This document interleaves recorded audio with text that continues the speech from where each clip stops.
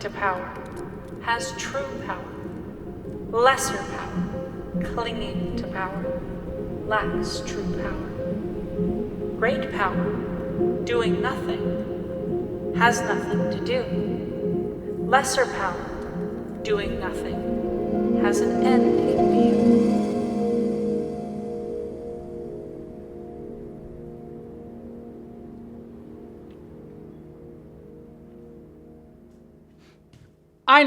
I know what you're thinking. This is a Star Trek set and this is a Star Wars video. Hell, I'm dressed up like Bix, but you know, we're Evolve fans, right? Infinite diversity and infinite combinations. We can unify the fandoms, or I guess it's probably more like this. It's what Star Trek has always been about, building a hopeful future together. But speaking of hopeful futures, let's talk about fascism. Star Wars Andor Season 2. I have been waiting for this. Season 1 wasn't just some of the most gripping Star Wars has ever been, it was a season that laid bare the machinery of fascism, how it grinds people down, strips away community, and turns rebellion into survival. But more than that, it showed that the spark of revolution isn't born from ideology alone, it's born from each other. And if Season 1 was about the spark, Season 2 was about the fire. The fight to stay lit as authoritarianism's grip tightens.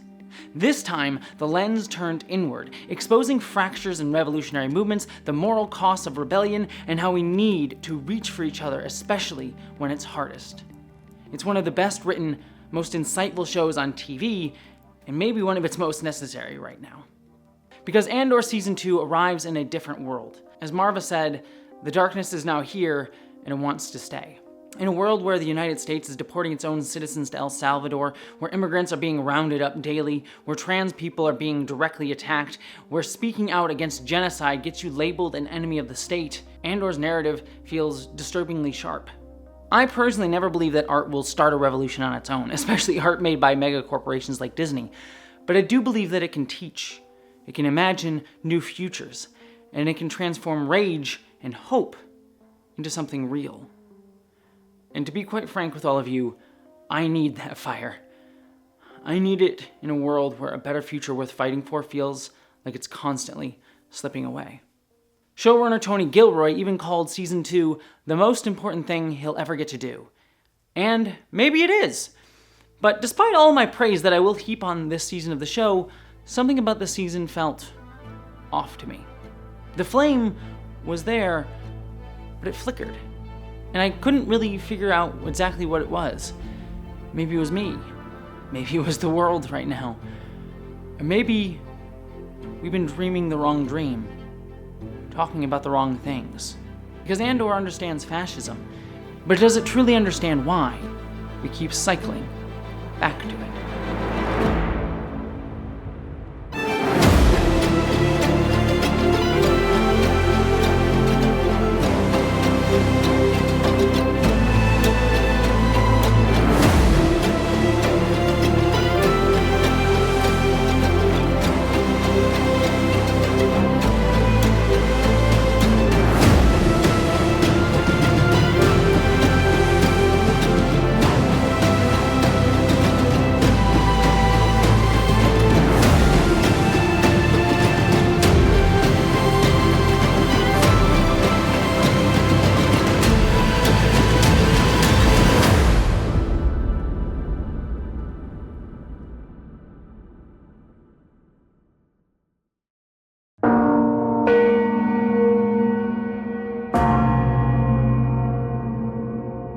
To understand what works and what doesn't with Season 2 of Andor, I think we need to re-examine what made Season 1 so fucking amazing. Every episode of Star Wars Andor Season 1 left me wanting to punch a Nazi square in the fucking face. I mean, I always want to punch a Nazi square in the fucking face, but Andor made me feel it in my bones. Season 1 exposed the machinery of fascism, how it grinds people down, strips away community, and turns us all into cogs. And what set it apart from so many other portrayals of fascism in mainstream fiction was how it portrayed what the shape of resistance looks like. There is one way out. Ferrix, the mining planet from the opening episodes, wasn't just a setting. It was a community built on working class solidarity. We see a community willing to protect and trust their own, even black sheeps like Cassian himself. Gloves are hung on walls, tools needed for labor that anyone could use, but no one dares to steal. Ferric symbolized a shared identity rooted in history and mutual trust. And Andor set up this community to show us the most insidious evil of fascism isn't jackboots or overt violence. It's the slow erosion of culture, the stripping away of identity until nothing's left but obedience. We saw this most starkly in the Aldhani arc. The Empire lured the indigenous people of Aldhani away from their sacred pilgrimage, even after building a base on stolen ground. Have they any idea this is the last time they'll be allowed up here? No, there's no profit in that. We spent the last decade promoting an Imperial viewing festival down in the Enterprise Zone. They'll have that going forward. It is their sacred valley, is it not? Well, ultimately they will return, won't they, Colonel? Then you need plenty of arms and legs to build all you've got planned. Atomization becomes its weapon, disconnecting people from shared history and community to make resistance less likely, all while extracting their labor, their resources, and even their bodies. Characters like Cyril Karn also showcase what happens when fascism fully cuts people off from culture and identity, and replaces that only with the fascist state. Cyril wasn't some Imperial officer that we've met 1,000 of in Star Wars. We instead meet him as a petty rent-a-cop clinging to scraps of power at the bottom of the rung. He's on his way up. Is he even allowed to approve overtime? That's his problem. Not if we don't get it. Well, that'll be his name in the time scan. Ferrix! Yes, sir. But that's the point. Fascism doesn't just recruit the powerful, it feeds on the disempowered, desperate for validation through power and use of it. Raised under his mother's constant emasculization and growing up in a planet like Coruscant cut off from any sense of community, Karn latched onto the hollow image of a hero, believing that enforcing Imperial order would give his life meaning. His obsession with ISB agent Dedra Meero underscored that entitlement, the belief that, as a man, he was owed something, typically a woman, for his loyalty to the state, and not seeing them as full people. It was a glimpse into the often patriarchal underpinnings of fascism seen in Italy, Germany, even America today. His sense of masculinity was twisted into a weapon of control, built to serve a machine that saw him as just a cog, ready to be discarded the moment he stopped being useful. Dedra Meero, on the other hand, represented the banality of evil. In the ISB, she thrived off competition, clawing her way up through bureaucratic backstabbing while also coldly hunting down any resistance to fascism. I believe Supervisor Blevin is aware. I have a documented file ready to go. I believe his accusations here this morning have more to do with self-preservation than any sense of urgency. Her ruthlessness wasn't exceptional, it was the system working as designed. Fascism breeds isolation, keeping people too busy fighting amongst themselves for power to question the machine of oppression they serve or work under. But nowhere was this clearer than in one of the most chilling and best arcs ever depicted in science fiction, Narkina 5. The Narkina 5 prison wasn't just a cage, it was a factory of dehumanization. Prisoners became literal cogs, making even more literal cogs for the Death Star, a machine of mass genocide. They were forced into labor, cut off from all context or culture or identity, and pitted against each other in little groups in order to keep them fractured and desperately working to avoid pain. Yet Narkina 5 showed us how solidarity can bloom even here, through the finding of collective identity through shared class struggle. Kino Loy's realization that they would never be freed from their prison of endless labor, that they were merely resources to be exploited and disposed of, sparked an uprising by those who realized that their enemies weren't each other, but their captors holding them in place. Andor captured the truth that fascism only appears strong because it's unchallenged. Right now they're afraid. Afraid? Afraid of what? They just killed 100 men to keep them quiet. What would you call that? I'd call that power. Power. Power doesn't panic. The moment there's unity, it panics. Its power is brittle, built on isolation and fear, when humanity naturally wants to come together. Andor didn't just tell us that solidarity is possible even under the Empire's boot, it showed us that it was the most natural thing. We just had to realize it. And all of this culminated in the season finale back on Ferrix. Most people, when they analyze Marva's speech at the end of the season, just talk about how it was a call to arms against the Empire. But what made it so particularly powerful was that her call to arms was rooted deeply in her sense of community and identity, and her sense that it was being taken away by the Empire because people had grown complacent. I was 6, I think. First time I touched a funerary stone. Heard our music. felt our history, holding my sister's hand as we walked all the way from Fountain Square. Where you stand now, I've been more times than I can remember. I always wanted to be lifted. I was always eager, always waiting to be inspired. I remember every time it happened, every time. The dead lifted me with their truth. We've had each other and Ferrix, our work, our days. We had each other and they left us alone. We kept the trade lanes open and they left us alone. We took their money and ignored them. We kept their engines churning, and the moment they pulled away, we forgot them. Because we had each other. We had Ferrix, but we were sleeping. She demanded her community, and for us watching, to wake up and fight back before everything that makes us human, connection to each other, was taken away to be used by a system that wants nothing but its own self-continuance. I'd wake up early and be fighting these bastards from the start. Fight the Empire!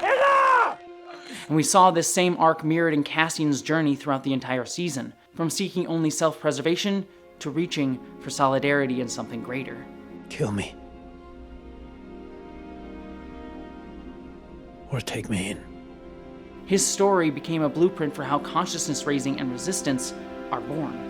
And you can check out the full video I did on season 1 for more in-depth analysis of it. But what's interesting to me is that most people argue that Andor worked because it was the least Star Wars property ever made, far away from your Glup Shidos and Jedi Knights and Force Wielders. But I would argue that Andor actually gains a lot of its power specifically because it built on Star Wars' original concept of using the Empire's allegorical nature to reflect real-world authoritarianism. Umberto Eco wrote in Ur-Fascism that fascism is a game played in many forms. It mutates, adapts, but remains recognizable. There was only one Nazism, but the fascist game can be played in many forms, and the name of the game does not change. Fascism became an all-purpose term because one can eliminate from a fascist regime one or more features, and it will still be recognized as fascist.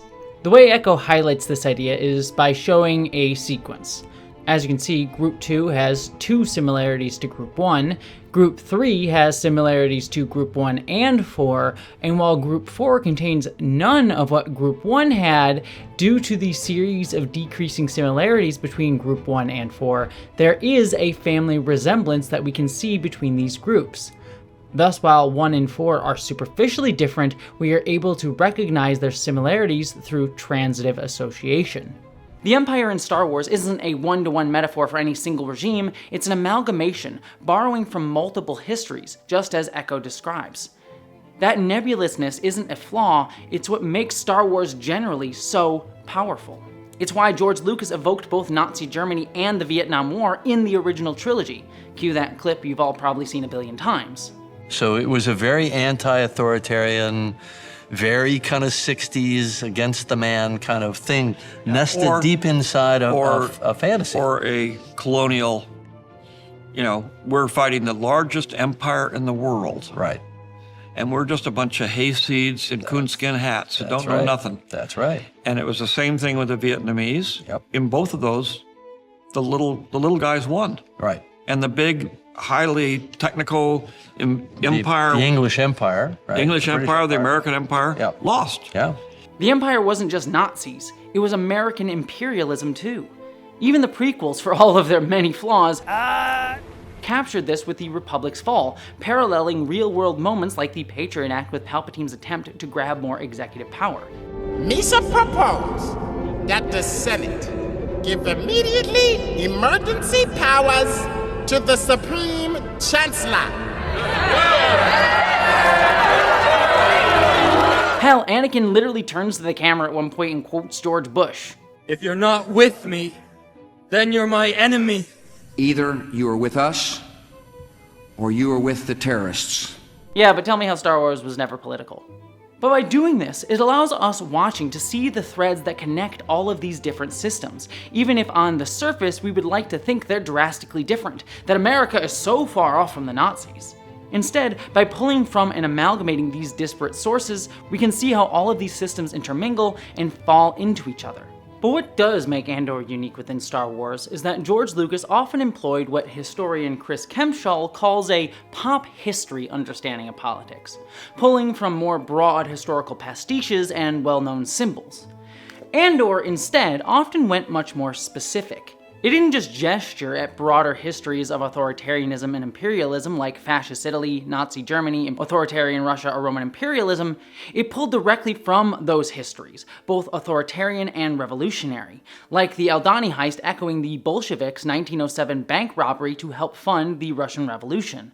It also pulled specifically from art that reflected this history, such as nodding to German expressionist silent film Metropolis, which Star Wars has pulled from before with things like C-3PO, but here more directly reflecting the film's images of worker control and rebellion to underscore the season's themes of class struggle.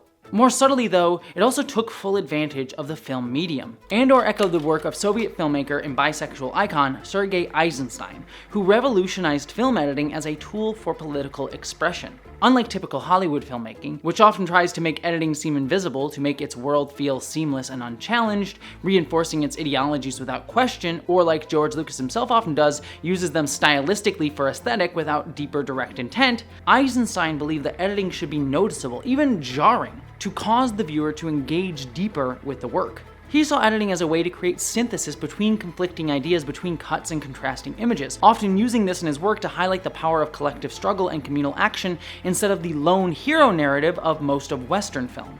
Andor did this in countless ways, but one of the most powerful to me that I've called up before was how the edit often lingered on the bodies of those killed during moments of collective action, such as the Narkina 5 prison break or the Ferrix riot. The edit forces us to sit with the cost of both fascism and resistance by looking at the dead. Most shows would have cut away quickly if it even cut to these shots at all, turning nameless deaths into background noise for the more heroic characters' arcs. But Andor doesn't let us look away, even as we revel in the collective struggle. Even the show's art design all pulled in this direction, with things like Coruscant's architecture evoking fascist utopian art designed to make individuals feel small against the eternal state, juxtaposed with the more broader, open feel of Ferrix. And as opposed to Star Wars' more broad character archetypes, Andor's characters were richly layered, their actions contextualized and complex, giving them subtext and interpretability while still allowing us to understand their interiority. Andor gave Star Wars far more specificity to its writing and world building than most of Star Wars' more broad operatic style. And all of that's why Andor felt like a breath of fresh air in Disney's Star Wars era specifically. Where George Lucas's work baked its politics right in, sometimes awkwardly but always intentionally, most of Disney's live-action projects, especially their movies, have tried to sand off their edges to be an apolitical, mass-marketable brand that doesn't have people think deeply about what its symbolism actually stands for, leaving it feeling hollow and empty. And don't even get me started on when Disney Star Wars actually tries to be political, because it often is embarrassingly bad. Like in Mandalorian Season 3, where Jack Black, a man so metal that he ended his heavy metal band when his bandmate made an offhanded joke about wanting a fascist authoritarian dead, this machine kills fascists but only after consulting its PR team apparently, plays a former Imperial who was free due to a Project Paperclip-style New Republic amnesty program, just chilling as the leader of a planet like he didn't commit atrocities. I was once a facilities planning officer during the war, and thanks to the New Republic amnesty program, I was able to help rebuild Plaza 15. Where he then has our boy Mando investigate why the planet's droid labor force is rebelling, only to reveal that it's not because of their oppression, but because of some aggrieved Doc Brown separatist sabotage. I never give up. I didn't give up to the corrupt Republic. I didn't give up to the Empire. The show makes it explicitly clear that the droids are happy to serve as slaves, which is literal proletariat loves their chains propaganda. Human life is so short. They don't ask that much of us. Organics created us. It's the least we can do. But hey, at least Baby Yoda got to chill with Lizzo. I'm sure that won't age terribly. But Disney keeps choking on its apolitical aspirations because in a world where political polarization is only deepening and real-world fascism in America is actively working to atomize and divide all of us, the popularity and nebulous politics of Star Wars has created a perfect culture war battleground. But still, Revenge of the Sith is today canceled, along with this entire Star Wars franchise. Disney's usage of even surface-level tokenism threatens the myth of white Western masculine heroism that characters like Luke Skywalker can represent to certain spaces. In their nostalgic memory version of the character, where they erase his empathy and emotionality to place him as the badass hero power fantasy that they were angry they didn't get to see tear down a Star Destroyer out of the sky in The Last Jedi or whatever, sparking backlash from toxic sectors against BIPOC actors, queer people, and women who appear in protagonist positions within the franchise. A rampage of vitriol that we have faced since the show was even announced, when it was still just a concept and when no one had even seen it. There's nothing anybody can do about this. And so I question what my purpose is, and even being here in front of you saying that this is happening, I don't really know. Disney, in turn, rarely supports these actors during these harassment campaigns, instead often sidelining the characters or stories altogether and relegating these narratives to tie-in media. The show The Acolyte, at the very least, dared to explore the Jedi's complicity in institutional rot by challenging their rigid binaries of the Force. I think the Jedi are a massive system of unchecked power, posing as a religion. A delusional cult that claims to control the uncontrollable. We don't control the Force. Not the Force. Your emotions. It presented how the Jedi flattened both queer collectives of Force-using women and Sith power-focused fascists as dark side, needing to be feared purely for existing outside institutional norms. The Jedi's own horseshoe theory. We were hunted, persecuted, forced into hiding, all because some would consider our power dark. It was an interesting show despite its numerous storytelling flaws that deserved critique, but was demonized as the worst show of all time repeatedly, often through disingenuous reasons or hyperfixations on its imperfections. The same flaws many of these same bad faith folks often conveniently overlook when praising George Lucas's visionary prequel work. I'd highly recommend, by the way, Laron Reedus' amazing video on the show. But to bring it back to Andor, that's why Andor felt different, because Season 1 actually tried not just to say something, but said it clearly. Its message was tight, effective, and sharp, refusing to be easily dismissed. Andor pulls more directly from the 1970s era of politically charged science fiction that Star Wars originally emerged alongside and out of. Films like Soylent Green, Invasion of the Body Snatchers, and Lucas's own THX 1138. That landscape was gradually buried as Star Wars became the template for Hollywood's blockbuster age, with studios chasing the spectacle of what Star Wars represented rather than the substance of it, and capitalizing on more general mythic structures while discarding more contextualized and specific political critique. But Andor revives that lineage, rejecting shallow signifiers to instead confront Empire complicity and resistance with clarity that pulls directly from specific history that feels almost rebellious within Disney's machinery. Also, can I just say how much I adore this cast? They all seem like such amazing people. Kyle Solar appears to just be utterly weirded out by his character, and I love it. I just want to chop the vegetables in peace and not get pressured about how I'm cooking dinner. Yeah, but you're not And chopping you never them. Oh, God. But Denise Gow is the complete polar opposite of her Andor character and looks like she's having the time of her life. First scene after watching you do that speech, the Calcite, for hours, and then we did the scene standing at the window, and Dedra's like looking out, and then he just sort of comes up behind her. It's like, oh, this is great. This is gonna be so good. Yeah. Plus, she's also an Irish actor who's been openly vocal of her support of Palestine, which hell to the fuck yes. I don't really have a choice, it feels to me. I don't have a choice. I have to say something. And also what I will say too is we're being asked by Palestinian people to speak. And so in years to come, when people say, I didn't know what to do, it's like, but we know what we're being asked to do. Palestinian people, the videos I see of women standing on rubble with their arms outstretched saying, please, please speak up. So I'm sort of doing what they are asking me to do. That's what I'm doing. Frankly, I'm surprised Disney hasn't thrown her under the bus the way they did Rachel Zegler in Snow White. And I love Diego Luna so much. The man just wants to touch Jabba the Hutt more than anything.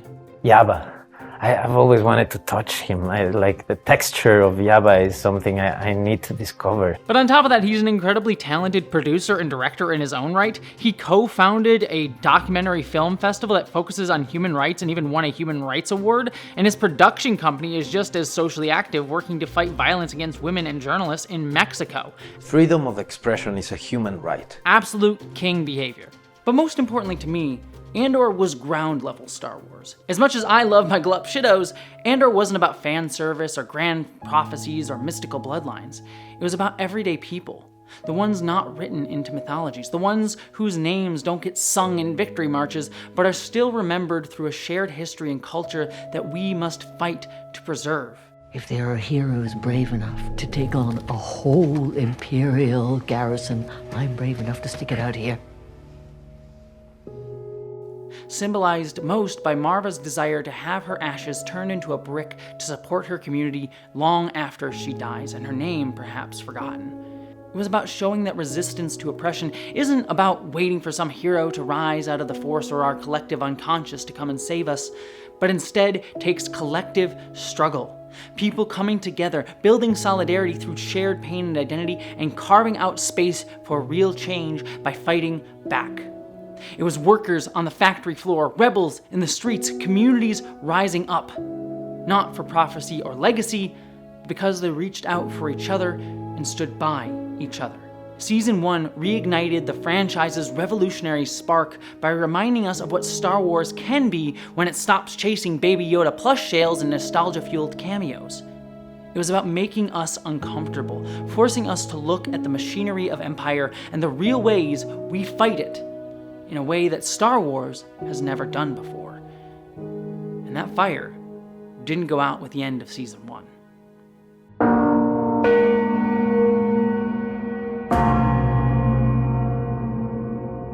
The good, the truly good do, has no end in view. The right, the very righteous do, has an end in view. And those who act in true obedience to law roll up their sleeves and make the disobedient obey. When Tony Gilroy was first conceiving Andor, he planned to do a full 5 seasons, one for each in-universe year leading up to Rogue One. But after he saw how much work Season 1 took, he and his team realized that 5 seasons would take up basically the rest of their entire careers. And hey, I'm all for years of Andor content, but considering it took 5 years just to make 2 seasons, I get it. The man probably wants to go outside and touch grass for the first time in half a decade.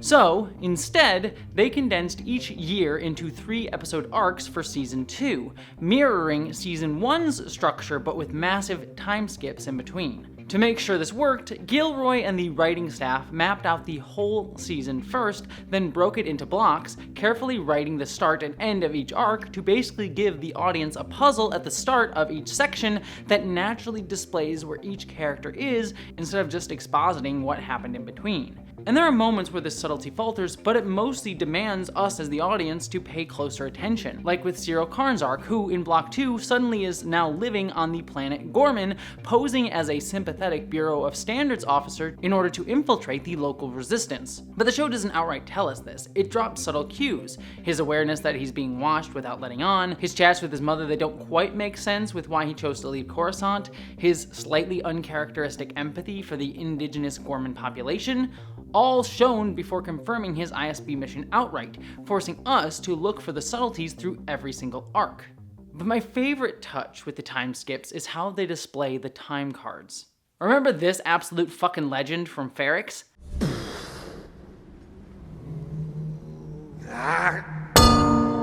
That's the Phyrexian Time Grappler, which is the most baller fucking job title ever. Every arc of this season opens with the echo of his gong.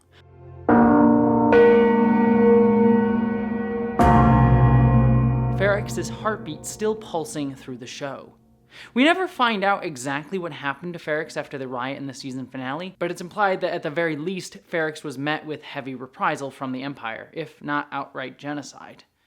But that sound, that rhythm, carries on through Cassian, Bix, Brasso, and Willman. It's not just a time card, it's a culture, refusing to be erased, and their sense of time being held as the heartbeat of the show. But Season 2 itself opens with a quiet, devastating scene that distills Andor's core.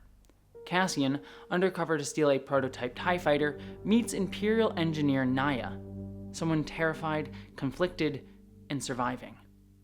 She jokes with coworkers, flirts with pilots, clings to normalcy, but her fear betrays her. Naya won't meet Cassian's gaze, not just because she's told not to, but because it's easier not to see. She's afraid of dying, yes, but also afraid of losing the life that she's built within the machine because she's helping the rebellion. I've had fun here. That must sound strange. No, not at all. Now everything changes. I've heard similar struggles from friends working inside the US government right now. People just doing their jobs while watching policies strip away rights. That same dissonance, the comfort of routine masking complicity, lives in this scene. Cassian doesn't judge though. He just says gently, "You made this decision long ago.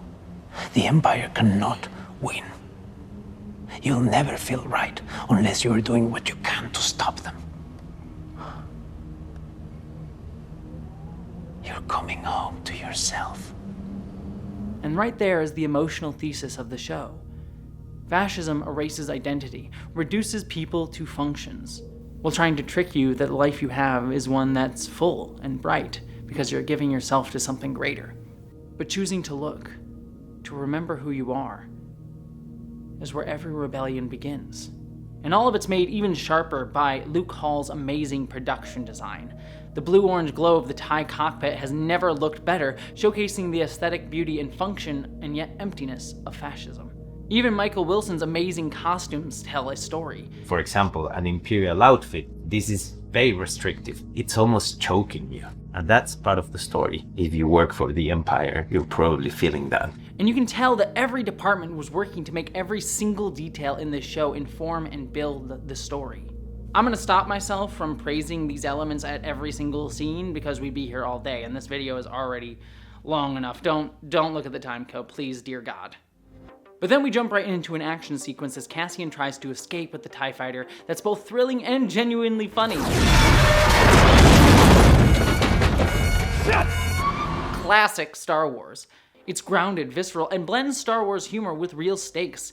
The TIEs and stormtroopers feel dangerous, not like the disposable cannon fodder of most of the rest of Star Wars, all leading into the season's most divisive plot. Cassian is mistaken for an Imperial pilot and captured by a splinter rebel cell, a disorganized, half-starved group that quickly descends into paranoia, bitter infighting, and ultimately pointless violence. Call me a liar. You're not even good at that. And I get why a lot of people watching the show found this sequence incredibly frustrating. The rebels are infuriating idiots, and the story goes across 2 episodes, and Cassian is mostly sitting there watching it happen. We even get them doing a ridiculous posturing show-offy game of rock, paper, scissors.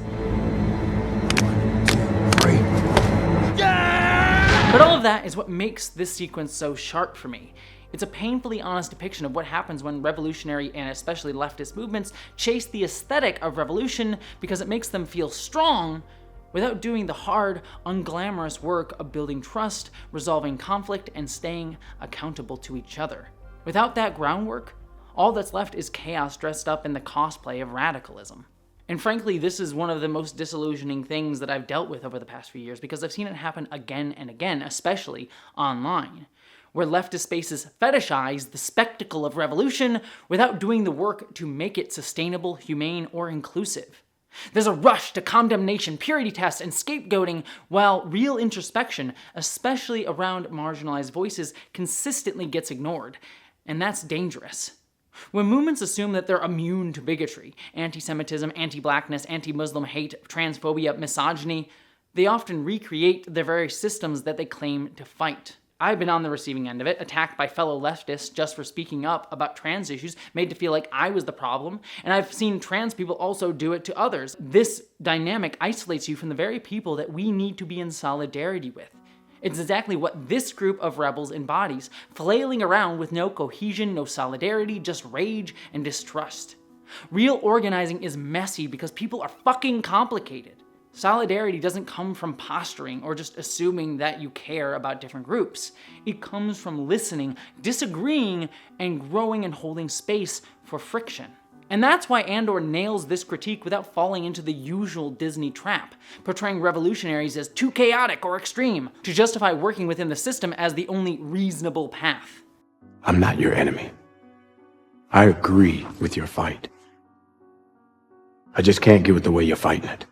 Too often, mainstream stories, from Marvel films to even recent episodes of Doctor Who allegorizing Palestinians in Gaza, frame resistance as dangerous if it steps beyond nonviolence, subtly implying that change must come through reformation within a system or not at all.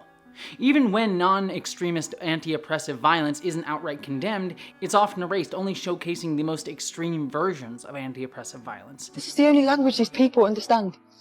Leaving state-sanctioned mercy as the only imagined alternative. You've got to do better, Senator. You people have just as much power as an insane god or a misguided teenager. The question you have to ask yourself is, how are you going to use it? Andor, by necessity of its setting, rejects that framing entirely. The Empire is not a flawed system to be reformed, it's fascism, built to dominate. And the solution that Andor presents isn't a lone hero or symbolic gesture, it's real organizing. The Rebel Alliance, and the word alliance needs to be stressed here, succeeded because it came from grassroots coalitions built through communication, trust, and hard-earned solidarity across difference. That's the work of revolution, the real hard work of revolution. Not just waving a blaster at stormtroopers, but building something collective, deliberate, and lasting within an oppressive system that's trying to keep you apart. And the fact that this mess is revealed to have unfolded on Yavin, the future core of the Rebel Alliance, drives home how far real organizing has to go to be successful. Yavin is not yet a symbol of hope here. It's a reminder that revolution takes work to get there. The Yavin setting here isn't hollow fan service, it's treated just like the show treats actual lived history. Andor uses canon not as an empty, shallow, surface-level nostalgia reference to get cheap emotions from its audience, but as grounding familiar places in purpose, not spectacle. Every reference deepens and serves the story, not the brand. Speaking of silly references though, I love that Cassian's contact on Yavin is named Porco. Porco! Porco's waiting. Porco! Nothing from Porco. I'm assuming it's probably a nod to both Studio Ghibli's Porco Rosso, and also my favorite member of Red Squadron, Porkins. And also one of my favorite facts here is that Gilroy also based this entire sequence on a drunken family argument between his son and his niece's husband, and then he cast them as rebel cell leaders. Because who says Andor doesn't have a bunch of silly Star Wars shit in it? Over on Chandrilla, though, Andor reveals how fascism seeps even into the lives of the elite, those insulated from most of its violent harms, but still shaped by its demands. Mon Mothma has arranged her daughter Lydia's marriage to fulfill a morally compromised deal last season in order to help get funding for the rebellion, while Te Kolma, Mon's longtime close friend, who is unknowingly part of the money laundering scheme for the rebellion, begins extorting her. The Foundation is up and running. Your financial blemishes have been smoothed over without anyone being the wiser. Davos Skulden obviously has what he came for. Everyone seems quite pleased with how they've landed, and I'm left wondering about the risk I've taken on. Mon, throughout the episodes, clings to the naive hope that she can simply pay him off and make it all go away. But Luthen bluntly reminds her that Tay is now a liability, a loose end that can't be ignored. And when she does actually have to face what needs to be done, she tries to still deny it. I'll warn him off, I'll find what it takes, I'll get a number. You know the number. We'd be vulnerable forever.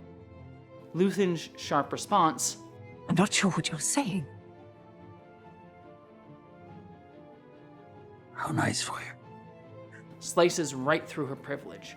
Mon may be on the right side of history, but her wealth and status have kept her insulated from the brutal work of rebellion. That said, her husband Perrin, who last season I'd written off as just a detached elitist, must everything be boring and sad? Gets a surprisingly humanizing moment here.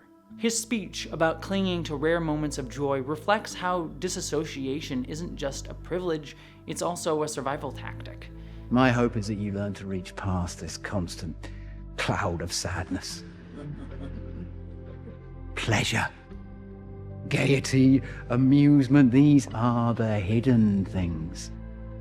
The music buried beneath all that noise. Joy! Joy!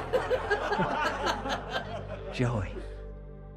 But joy has no wind at its back. Joy will not announce its arrival. You need to listen for it and be mindful of how fleeting and delicate it can be.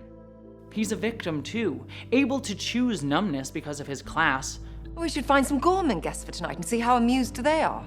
Your fun friends just cut off their shipping lanes yesterday. Do you know how many will starve? Perhaps we can laugh about it over the third course. Perhaps you should have a rest. But also hollowed out by meaninglessness. His assumption that Mon is having an affair with Tay isn't jealousy or possessiveness over Mon, it's an acceptance of the life that both of them lead. That they need to find feeling where they can get it because there's not much else that feels real. Personally, I myself have spent these past few months watching the constant whiplash of policy stripping away my rights and the rights of others, the endless news cycles designed to keep me exhausted, and just wanting to disassociate into the small things that bring me joy right now because it's too hard to look at everything that's happening right now. And that's what fascism wants us to do, to go numb, to isolate. I frankly understand Perrin in a way I never did during the first season. And I love that none of this plot is ever explicitly stated. Tay Coleman never outright extorts Mon directly. Luthen never outright says Coleman needs to die. We never even see Tay's death on screen. It's all implication, left hanging in the space between glances and half-spoken words. The show forces us to pay attention, to read between the lines, to dig into the subtext. Because that's where revolutions live, in the subtext, in the glances between, in the small moments, like a look between queer lovers who cannot speak their love because it would be destroyed if outright stated. Dreams, hope of a new future are built in the subtext. Fascism, by contrast, thrives on the surface, on aesthetics, on slogans, on simple ideas yelled proudly. It needs to be seen, heard, and obeyed. But the most devastating moment in these episodes come with Mon's struggle with Lydia's arranged marriage. We saw in Season 1 that Lydia's embrace of Chandrilla's conservative traditions is a reaction to Mon's absence, and Mon feels that choice deeply. He won't hold my hand. I keep trying and he keeps pushing me away. Lydia's pull towards Chandrilla's conservative patriarchal traditions mirrors the trad wife resurgence among young white conservatives today. A revival of historical patterns in national regimes, like Mussolini's Italy, where women were idealized as wives and mothers to reinforce patriarchal control and uphold elite class structures. Policies such as the Battle of the Birth rewarded women with tax credits and money for childbearing and penalized those who remained unmarried or childless, casting domestic submission as both natural and national duty. Today's trad wife aesthetic repackages those same ideals as aspirational life branding, cloaking reactionary politics in vintage filters and hyper-feminine virtue. In an attempt to connect with her to try to break her out of this fate, Mon tries to connect with her daughter by confessing her fear of becoming like her own mother when she was at Mon's own arranged marriage to Perrin. Distant, numbing herself with wine at a wedding she doesn't believe in. I need to tell you what my mother never told me. Look at me. Nothing on the other side of that door matters. Not the guests, not the gifts, not the trouble that's gone into it. None of it matters. Mon knows exactly what she's sending her daughter into, a gilded cage wrapped in patriarchal ritual. The wedding ceremony itself makes it explicit. Perrin hands Lydia's new husband a knife that is meant to symbolically represent Lydia herself and says, Tene mana ke fra. Tabayama ke dronodama. Mon, before the ceremony, offers Lydia a way out, a rare moment of opening herself up to vulnerability and saying she'll stand by her daughter. We can put it off. And it will be remembered as an act of great bravery. I promise you. But Lydia rejects her, and it's gutting, because Mon here was trying to show love, but the system has already shaped them both. I wish you were drunk. Their relationship has been hollowed out by distance, duty, and the very structures Mon is trying to resist, yet is also a part of. In the end, Mon became the very thing that she feared. Drunk, dancing, numb. A moment that lays bare the emotional toll of fighting fascism while still being trapped inside of it. And that's where Luthen's wedding gift, a Chandi Merle, takes on a deeper meaning. The artifact, stolen from Chandrila thousands of years ago and now finally returned, isn't just a symbol of cultural pride, it's the show reminding us of colonial theft that existed long before the Empire. It's a temple figure, one of 12, that was stolen 25,000 years ago when Chandrila was sacked by Rakatan invaders. Oppression didn't begin with the Empire. The systems that Andor critiques, colonialism, patriarchy, control, are much older and more entrenched than the Empire itself. The show refuses to treat fascism as an exception. Instead, it shows how domination can appear in tradition, culture, and numerous other oppressive systems that fascism merely builds itself out of. But speaking of how fascism erases culture, let's talk about Cyril Korn, our favorite little incel boy, and Dedra Miro. Cistern Kern has climbed the ranks of the Imperial Bureau of Standards, clinging to the illusion that he matters, spinning a fantasy where he's a vital part of the machine instead of just another faceless cog. There's a future here for those who dare. The time skip between seasons here suddenly reveals that he's in a relationship with Dedra, which is, to be frank, a jarring leap considering the last time we saw them. There, he had last saved Dedra during the Ferrix riot, and she looked at him with pure, unfiltered contempt. I should say thank you. Seriously, if anyone gave me that look, I'd start updating my will. Cyril had repeatedly proven himself an incompetent dweeb with a hero complex, and she clearly resented that he ended up being the one who saved her. Even Dedra's actress, Denise Gow, begged Tony Gilroy not to pair them together. I was so fearful of this idea that she would be rescued and then she'd fall in love, because so often that just means the end of your storyline as a strong woman in anything. So yeah, it's kind of a leap that we see them together now. It's one that I can accept, but wish we'd seen develop on screen. As it stands, it risks making it feel like Cyril's creepy fantasy of getting the girl was actually rewarded, instead of something that the show is interrogating. That being said though, the show perfectly captures their relationship. They're two people mimicking connection, not out of affection, but out of purpose. Their relationship is cold, transactional, and painfully hilarious during their awkward fondue dinner with Cyril's mother, Edie Karn. Edie isn't just a bad mom, she feels like the Empire's backup interrogation unit. Do you have spiced tea? Since when are you drinking spiced tea? When? I see you so rarely. Are we not allowed to change?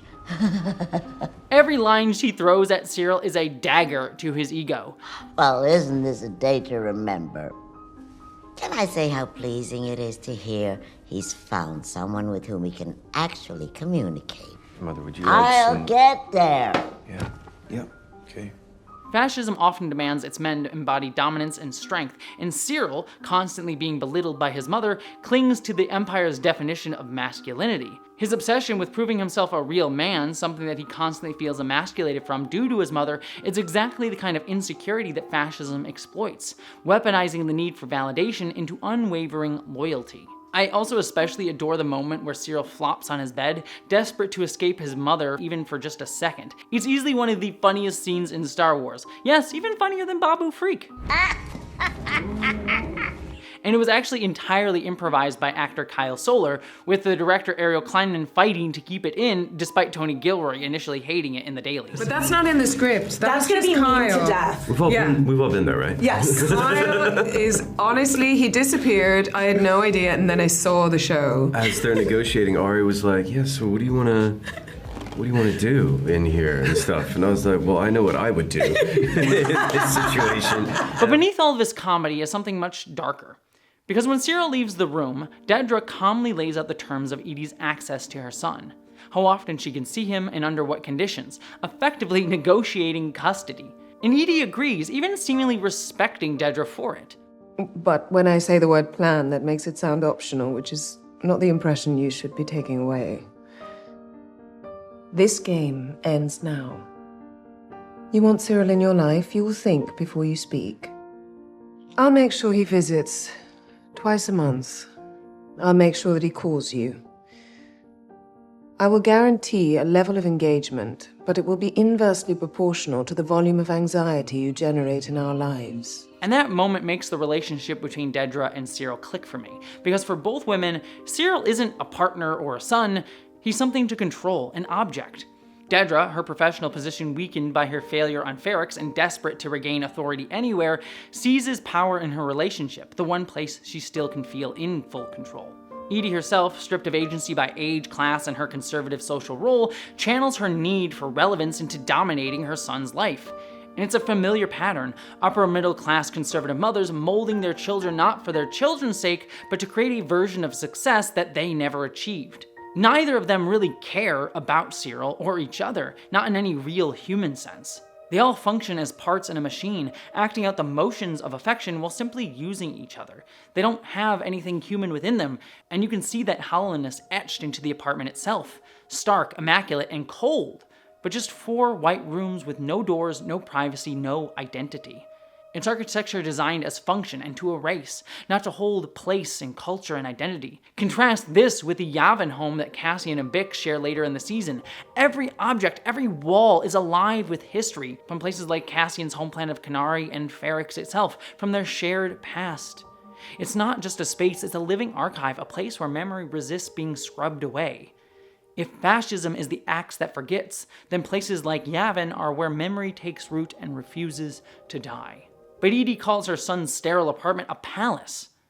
My word, it's a palace. Simply because it has big windows and more square footage than she's used to.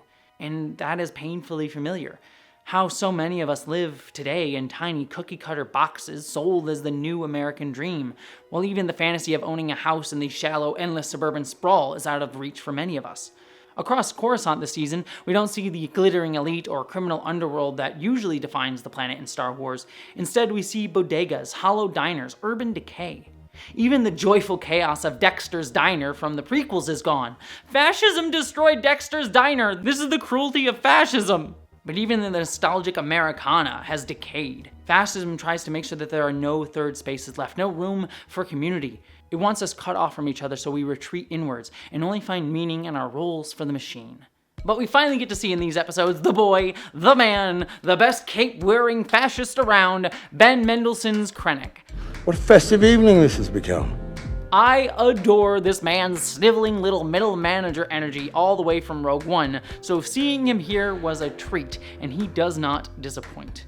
I mean, just look at this queen. Access to stable, unlimited power will transform the galactic economy and solidify imperial authority.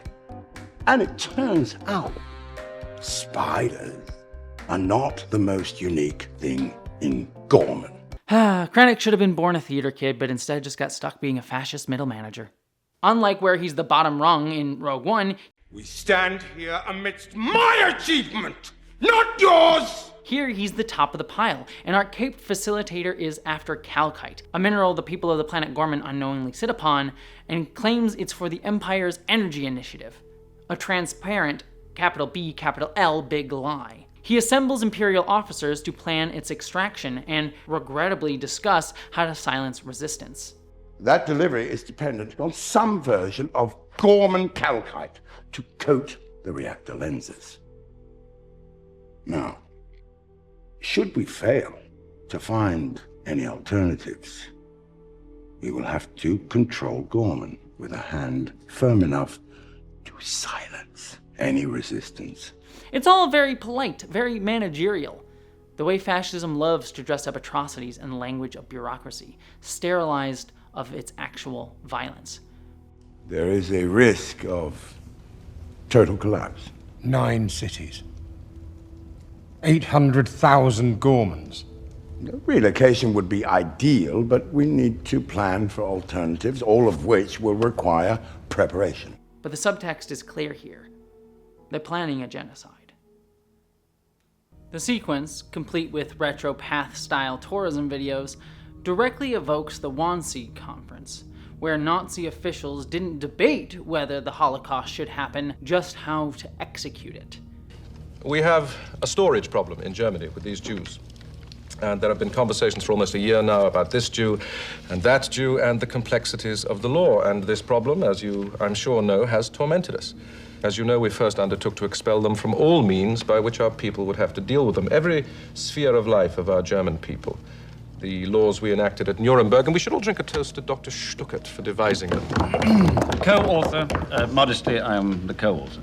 That juxtaposition, Imperials eating hors d'oeuvres and sipping drinks and coordinating mass murder while rebel cells starve and turn on each other, is chilling.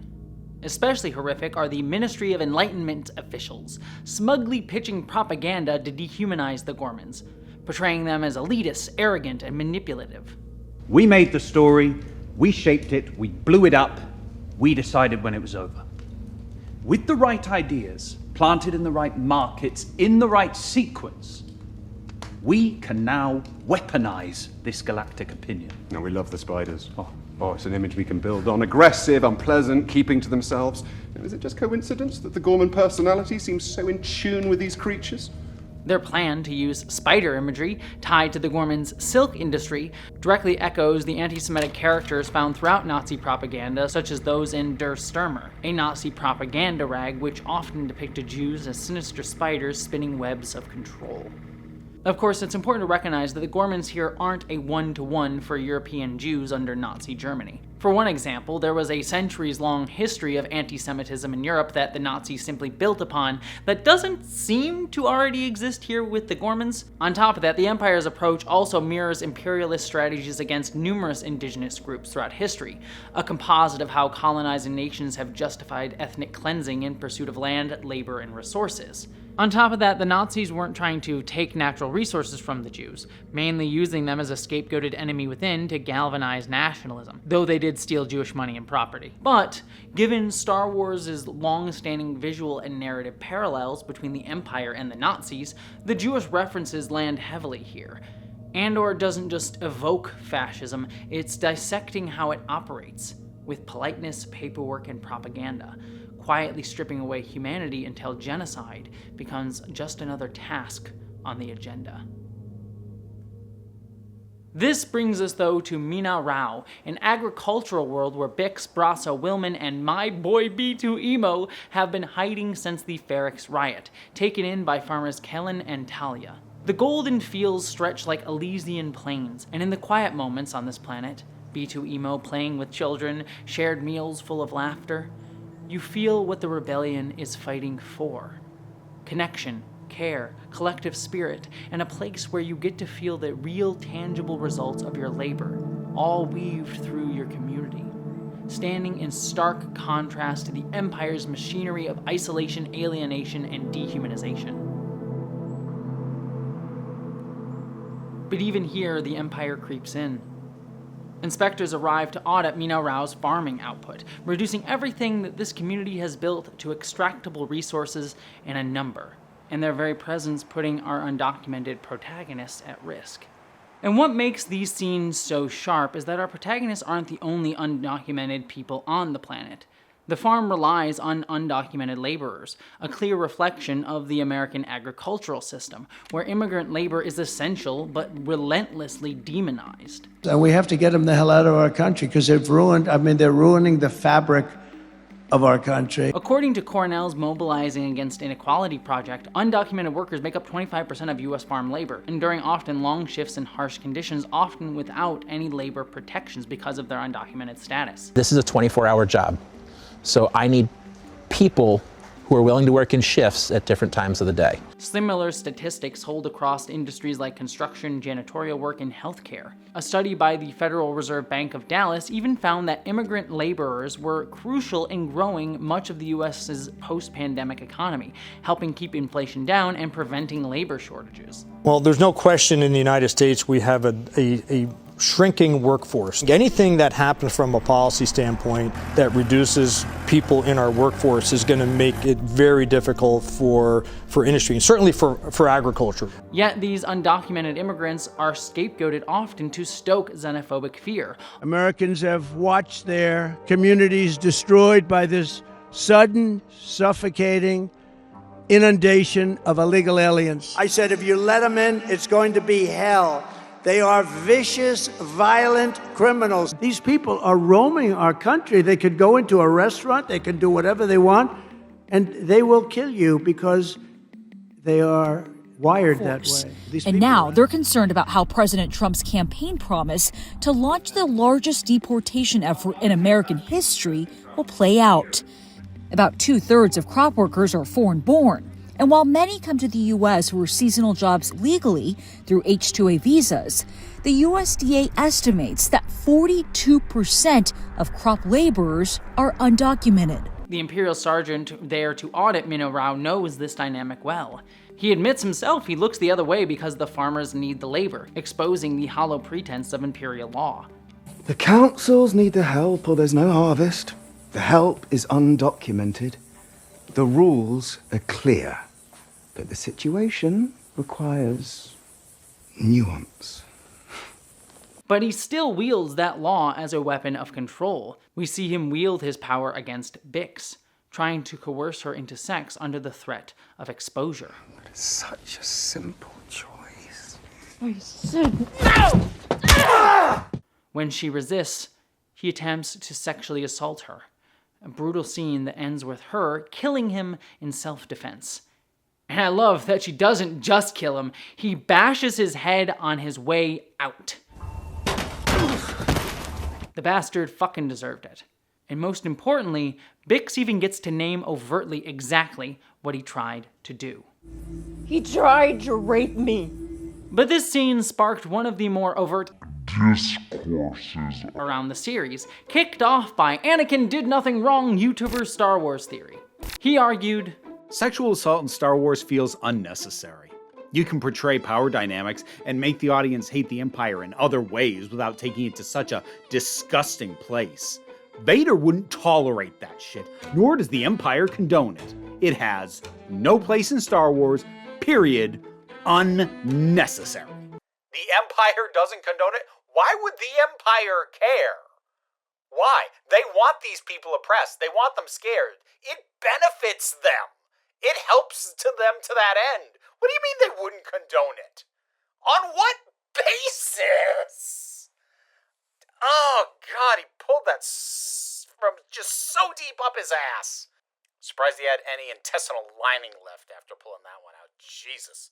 This take is absurd. So bad that even Critical Drinker, a guy whose media takes are usually just loud burps of reactionary nonsense, called him out on it.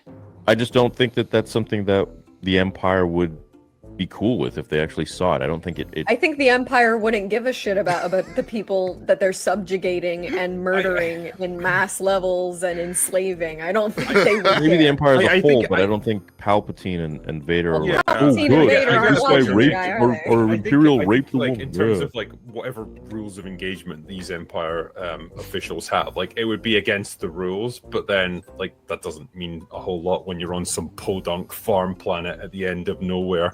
You're gonna and there's get no some one really piece of watching shit. you. Like that's that's the point that they're making here. It's like, okay, when you've got no real oversight and you've essentially got unlimited power over this little community or whatever, what are guys like that going to do? Are they going to take advantage of it for their own gratification? They probably are. Yeah. Guys do that every day. Numerous people rightly dunked on Star Wars Theory, pointing out that Star Wars has always implied sexual violence. What did he think the slave Leia costume was about? And the idea that the Empire, a regime built on torture, genocide, and child slavery, would somehow draw the line at sexual violence? Vader, the guy who force-choked his pregnant wife, is suddenly the paragon of HR compliance? No! Let her go, Anakin! Let her go! Now there's a man who wouldn't condone sexual assault. Sure, to be clear, the Empire might have some sanitized legal stance against rape. Fascist systems often mythologize sexual purity, not out of morality, but as a way to control reproduction. Think Nazi Germany's obsession with Aryan bloodlines, or even America's historical fixation on white womanhood as a symbol of innocence and virtue. That protection is deeply conditional, weaponized to objectify and control women's bodies who serve the state's racialized vision. We don't have enough families and children to continue as a nation, while dehumanizing those who don't, especially women of color, trans women, infertile women, and undocumented women like Bix. Kamala Harris betrayed her oath. She let our cities fail to violent gangs. She let our American sons and daughters be raped and murdered at the hands of vicious monsters. These systems don't just ignore violence against marginalized women, they leverage it. It's the same logic that enables the lynching of black men over fabricated threats to white women, while the systemic rape of black women by slave owners was treated as normal. They were mechanisms of racialized control. It enforces sexual purity where it sees reproductive value, but disregards or even enables brutality against those it deems lesser. What you need is high taxpayers, and so any government incentive to have kids should disproportionately incentivize those most likely to pay a ton of taxes. The idea that the Empire would care about what an imperial officer does to an undocumented woman on a backwater planet is a joke. That kind of violence isn't just condoned, it's the point. Star Wars Theory's argument reflects a cartoonish understanding of fascism, where villains are just edgy Nazis in cool helmets yelling about genocide. It's all aesthetic. Corridor fights, big speeches, and masculine power fantasies completely detached from the slow, systemic machinery of real-world violence that fascism often wields. But it's not just his fault. Our culture as a whole often sands down the rough edges of fascism, reducing it to costume and spectacle, making it easy for many people to not understand what fascism actually is. What Star Wars Theory is reacting to is how Andor is such a sharp departure from the mythic, pulpy lens Star Wars usually leans on, especially when it discusses fascism and its violences. Take the slave Leia costume or the endless parade of Twi'lek dancers, fetishized and stripped often of their narrative context and repackaged as harmless fan service. These are images born from real systems of objectification and control, especially of women's bodies, but our media flattens them into visual shorthand, disconnected from the violences they reflect. I'm Jabba's prisoner, and you have a really weird look on your face. Capitalist enterprises like Disney don't just avoid reckoning with the ingrained cultural roots of the misogyny and white supremacy that exist throughout our culture that fascism only builds upon, they actively sell its imagery back to us rebranded as nostalgia. By the way, did you all know that there's a whole store at Disneyland where you can just buy Empire merch? It's perfect for shouting, "Long live the Empire!" You know, ironically, of course. The Empire's armor, the banners, the polished authoritarian aesthetic are marketed without meaning, allowed to be cosplayable for funsies. Andor refuses to play along with that. It demands that we look at the systems behind the symbols, how fascism dehumanizes, exploits, and violates, especially women of color, immigrant women, and those whose bodies the Empire sees as expendable. It reminds us that the roots of fascism aren't alien, they're already here, buried in the narratives that we overlook, the costumes we glamorize, and the pain we've learned not to see. All that being said, though, to me, Bix's assault scene still feels somewhat exploitative. And the reason is, Star Wars has always sanitized sex. Look at Star Wars Episode 2. The romance between Anakin and Padme is so dry it could be used as a moisture farm training video.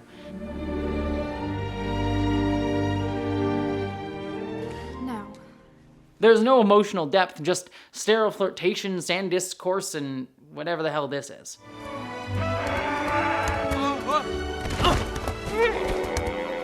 So when Andor drops a brutal sex scene, it's frankly jarring.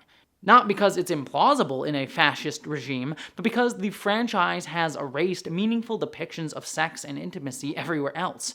Without a context of that intimacy, the inclusion of sexual violence feels like pure shock value.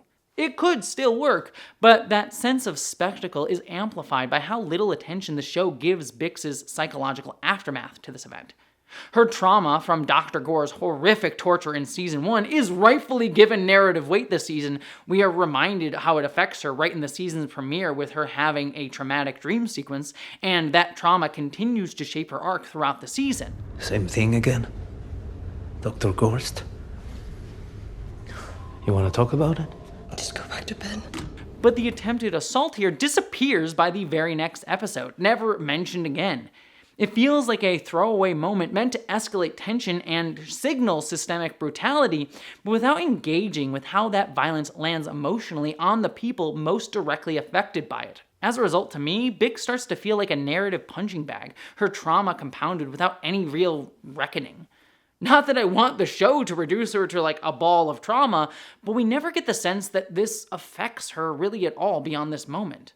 I made a similar point in my video on the live-action Avatar The Last Airbender show, which turned the air nomad genocide into flashy CGI fights at the beginning of the series. The original animated series, by contrast, never showed the massacre directly, but you felt it through Aang's warmth-filled memories of his culture and friend, juxtaposed with the silence of the temples and piled corpses of those Aang loved. The loss woven into memory. This place used to be full of monks and lemurs and bison. Now there's just a bunch of weeds.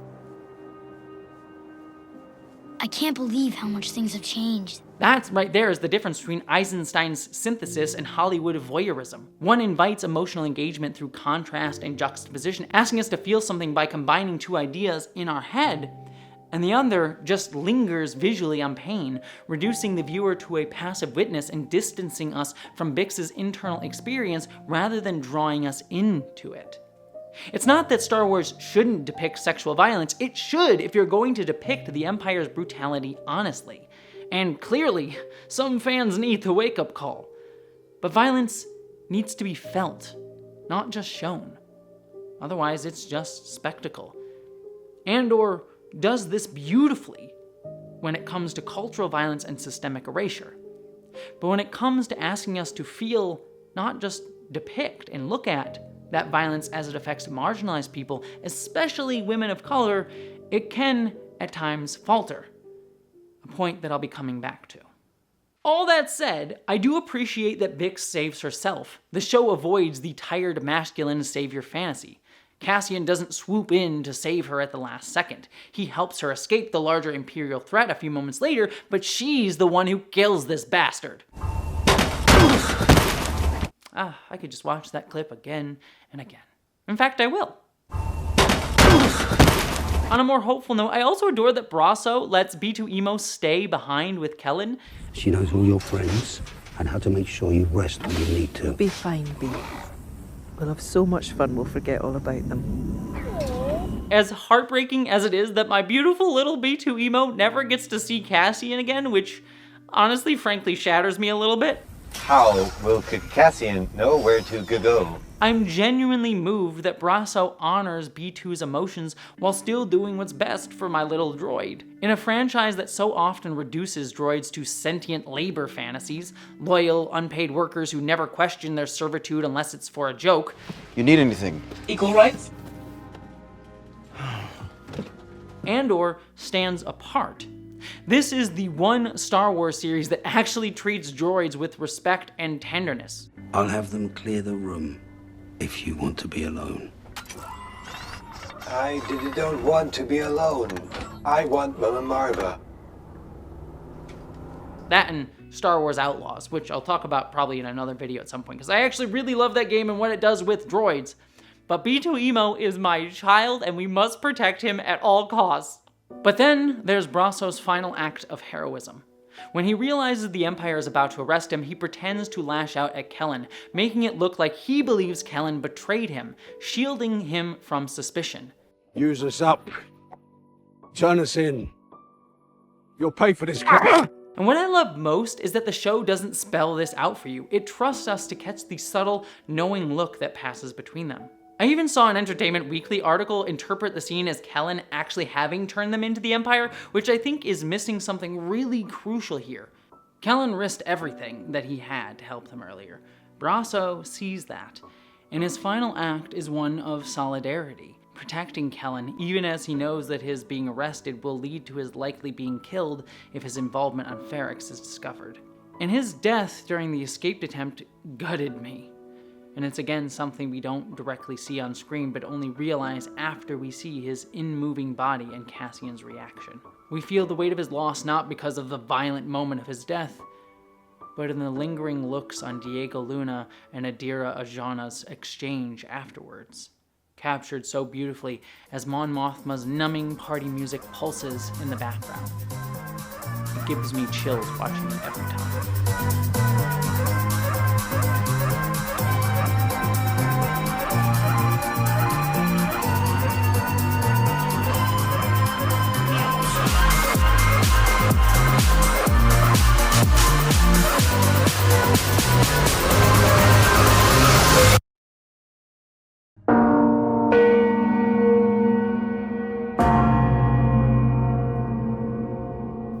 So, when we lose the way, we find power. Losing power, we find goodness. Losing goodness, we find righteousness.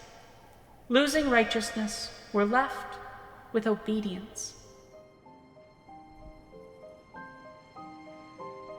This brings us to 1 year later, where the show centralizes its focus on Gorman, a shift that, for me, marks Andor's true masterpiece this season. This storyline is stunning on every level, even surpassing the intensity of Narkina 5 in Season 1, though it trades collective catharsis for an unflinching look at the slow, grinding weight of Imperial oppression stripped of spectacle. What's even more remarkable is how easily this storyline could have been shallow fan service. The Gorman Massacre was first canonically mentioned offhandedly in Star Wars Rebels as the event that pushed Mon Mothma to finally leave the Senate and join the Rebel Alliance. I named the Emperor himself for ordering the brutal attacks on the people of Gorman. It was a nod to the now non-canon 1990 tabletop TTRPG. And in that version of the Gorman Massacre, Governor Tarkin landed his starship on peaceful protesters in 18 BBY. A stark symbol of fascism's casual, indifferent, mechanized cruelty. But Andor doesn't just name-check that history, it fleshes it out with weight and consequence. In Andor, Tarkin's savagery is mentioned as having happened decades earlier, and is explicitly not the event referenced in Rebels. We thought there was safety in numbers. Who would land the cruise on a crowd full of unarmed citizens? I was with my father. He was killed, saving me. Instead, it's part of a longer arc of Imperial violence towards the Gorman, woven into Gorman's living memory and etched into the planet's very architecture. And shout out to YouTuber Morphologist for his excellent breakdown of the Gorman Plaza's design. According to him, the whole space is a monument to trauma and resistance. The memorial of Tarkin's massacre isn't just the statue in the center of the space, it's in the entire fabric of the plaza as a testament to survival through violence. Clearly all built at the same exact time, in recognition of the horrors that happened there. The pillars evoke woven silk, referencing Gorman's textile economy. The cafe windows borrow from Art Nouveau design, a flowing organic style that stands in defiance of fascistic utilitarianism. Meanwhile, the towering Imperial barracks being built overlooking the plaza is brutalist, utilitarian, and ideological, a symbol of dominance and deliberate visual assault to the Gorman's softer cultural resistance woven into art and public communal space. The city itself becomes a battleground between memory and erasure, community and utility. And the historical parallels woven into the production design make this even sharper. While the silk economy nods to Italian cities like Milan, Gorman's design, language, and casting of French actors all evoke France under Nazi occupation. The Gorman dialect was crafted by Marina Tyndall with French phonetics, and the costumes and social customs mirror French fashion and etiquette. Gilroy himself even references radio espionage tactics used by the French resistance. Every cultural detail, from hand gestures to town hall protocol, give Gorman a lived-in identity that mirrors real-world communities fighting to preserve memory under occupation. And that's the heart of all of this. The people of Gorman aren't just resisting military rule or rooted simply in survival, but in protecting their history, their traditions, and their collective and cultural memory. That's what makes this entire struggle feel so visceral. We can subtextually see what they're fighting for and exactly what fascism is trying to take. But tying back to Andor's critique of revolutionary movements, the show makes it clear that despite the Gorman people's resolve, they're moving too fast, and they're making mistakes. Imperial propaganda is tightening, and desperation is driving them towards risky, premature action. What is it you think you're doing? You don't know me. Let's start over. When Cassian is sent by Luthen to assess the situation, under the guise of the galaxy's hottest fashion designer, seriously, hot fucking damn, Diego Luna, man cleans up fucking nice. He immediately clocks their strategic missteps, like their attempt to flip Cyril Karn. We have a source inside. An Imperial source, I'll not say. Feeding false information is what they do. Without even meeting him, Cassian knows Karn's a double agent and sees right through the flaws in the GLF's approach. But unlike the chaotic rebel cells we saw on Yavin, the Gorman aren't incompetent. They're thoughtful in how they frame their pitch to Karn, not as anti-Empire, but as anti-ISB, banking on his potential resentment towards the agency that discarded him, but not banking on his hating the Empire. What if we could help the Empire by working together? Still, their inexperience shows. Cassian critiques their plan to expose an Imperial armory, pointing out the Empire isn't trying to hide it. Why would they? They want to hijack an Imperial transport to prove something that everybody already knows is true. Who's gonna care about it? They don't care if anyone knows about it because they know no one will care. The Empire has already started to brand Gormans as insurgents. Any attempt at pointing out the truth of Imperial occupation will either be dismissed or justified. I'm not sure linking anything to Gorman right now is a good idea. Luthen disagrees. He sees Gormans as useful, even potentially sacrificial. He's willing to let them escalate, to push them into action knowing it might cost lives, because he's an accelerationist who focuses on the ends, not necessarily always the means. A new front line against the Empire? A chance for that's a triumph. You're thinking small, you're thinking like a thief. I'm thinking like a soldier. Think about a planet like Gorman in rebellion. A planet of wealth and status. If it goes up in flames, it will burn. It's a brutal contrast to Cassian's pragmatism, and the truth likely lies in between them. The Gormans do need to be more focused, more strategic, but also they shouldn't be abandoned. But the machinery is already in motion. Dedra's plan to provoke them into violence is a trap, a pretext to portray them as violent insurgents to justify the state violence that was always coming. The Empire doesn't need a reason to crush them. It just needs a story. And it's already writing it. Speaking of Dedra, her ambition and hunger for control becomes increasingly clear throughout this season.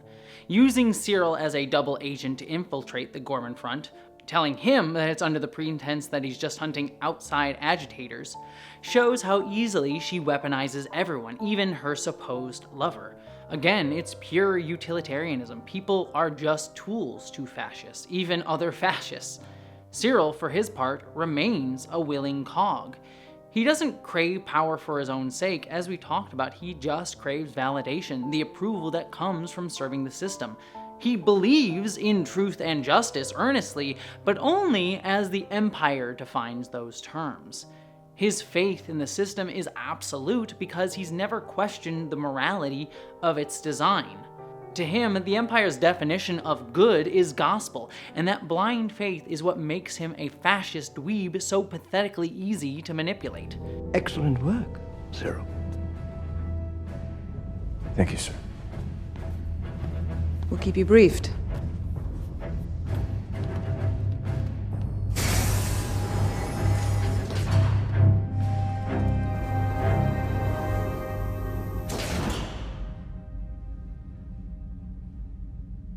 If I say this is the greatest day of my life, does it spoil everything? Dedra doesn't need to manipulate him because the system already has. By the way, I love how that power imbalance even seeps into their sex life. Now we're... Turn out the lights. Her request to keep the lights off isn't about her vulnerability or intimacy. It's about reducing him to a body, a mechanism for her use, rather than a person that she has any desire to connect with. And basically, they're Lady Gaga. I thought that You're I thought that basically Cyril was the only one that called you mother. Yeah, that's what happens in true. the dark, ladies and gentlemen. Mama? Contrast this with Bix and Andor, where true intimacy blooms between them. There's a moment here where they dance in their apartment, touching each other in what feels like a familiar gesture of affection that comes from Ferrix.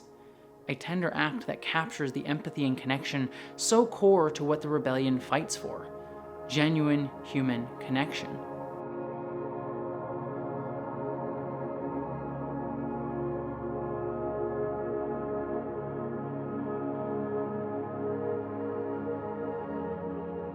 This is the intimacy that we need to see more of in Star Wars. And we see this idea echoed later on a cultural level in Episode 6, when Clea removes a hidden listening device from an artifact that she and Luthen had placed it within, and tells Lonnie about what the artifact is as cover. It's a book. You read by touch. Your hand. It's from a planet where blindness was considered a gift. This line ties together so many of the show's ideas. How intimacy, body, culture, and identity weave resistance, and how Empire tries to eliminate it, saying it's something of the past, just an artifact that we don't need to have exist in the present.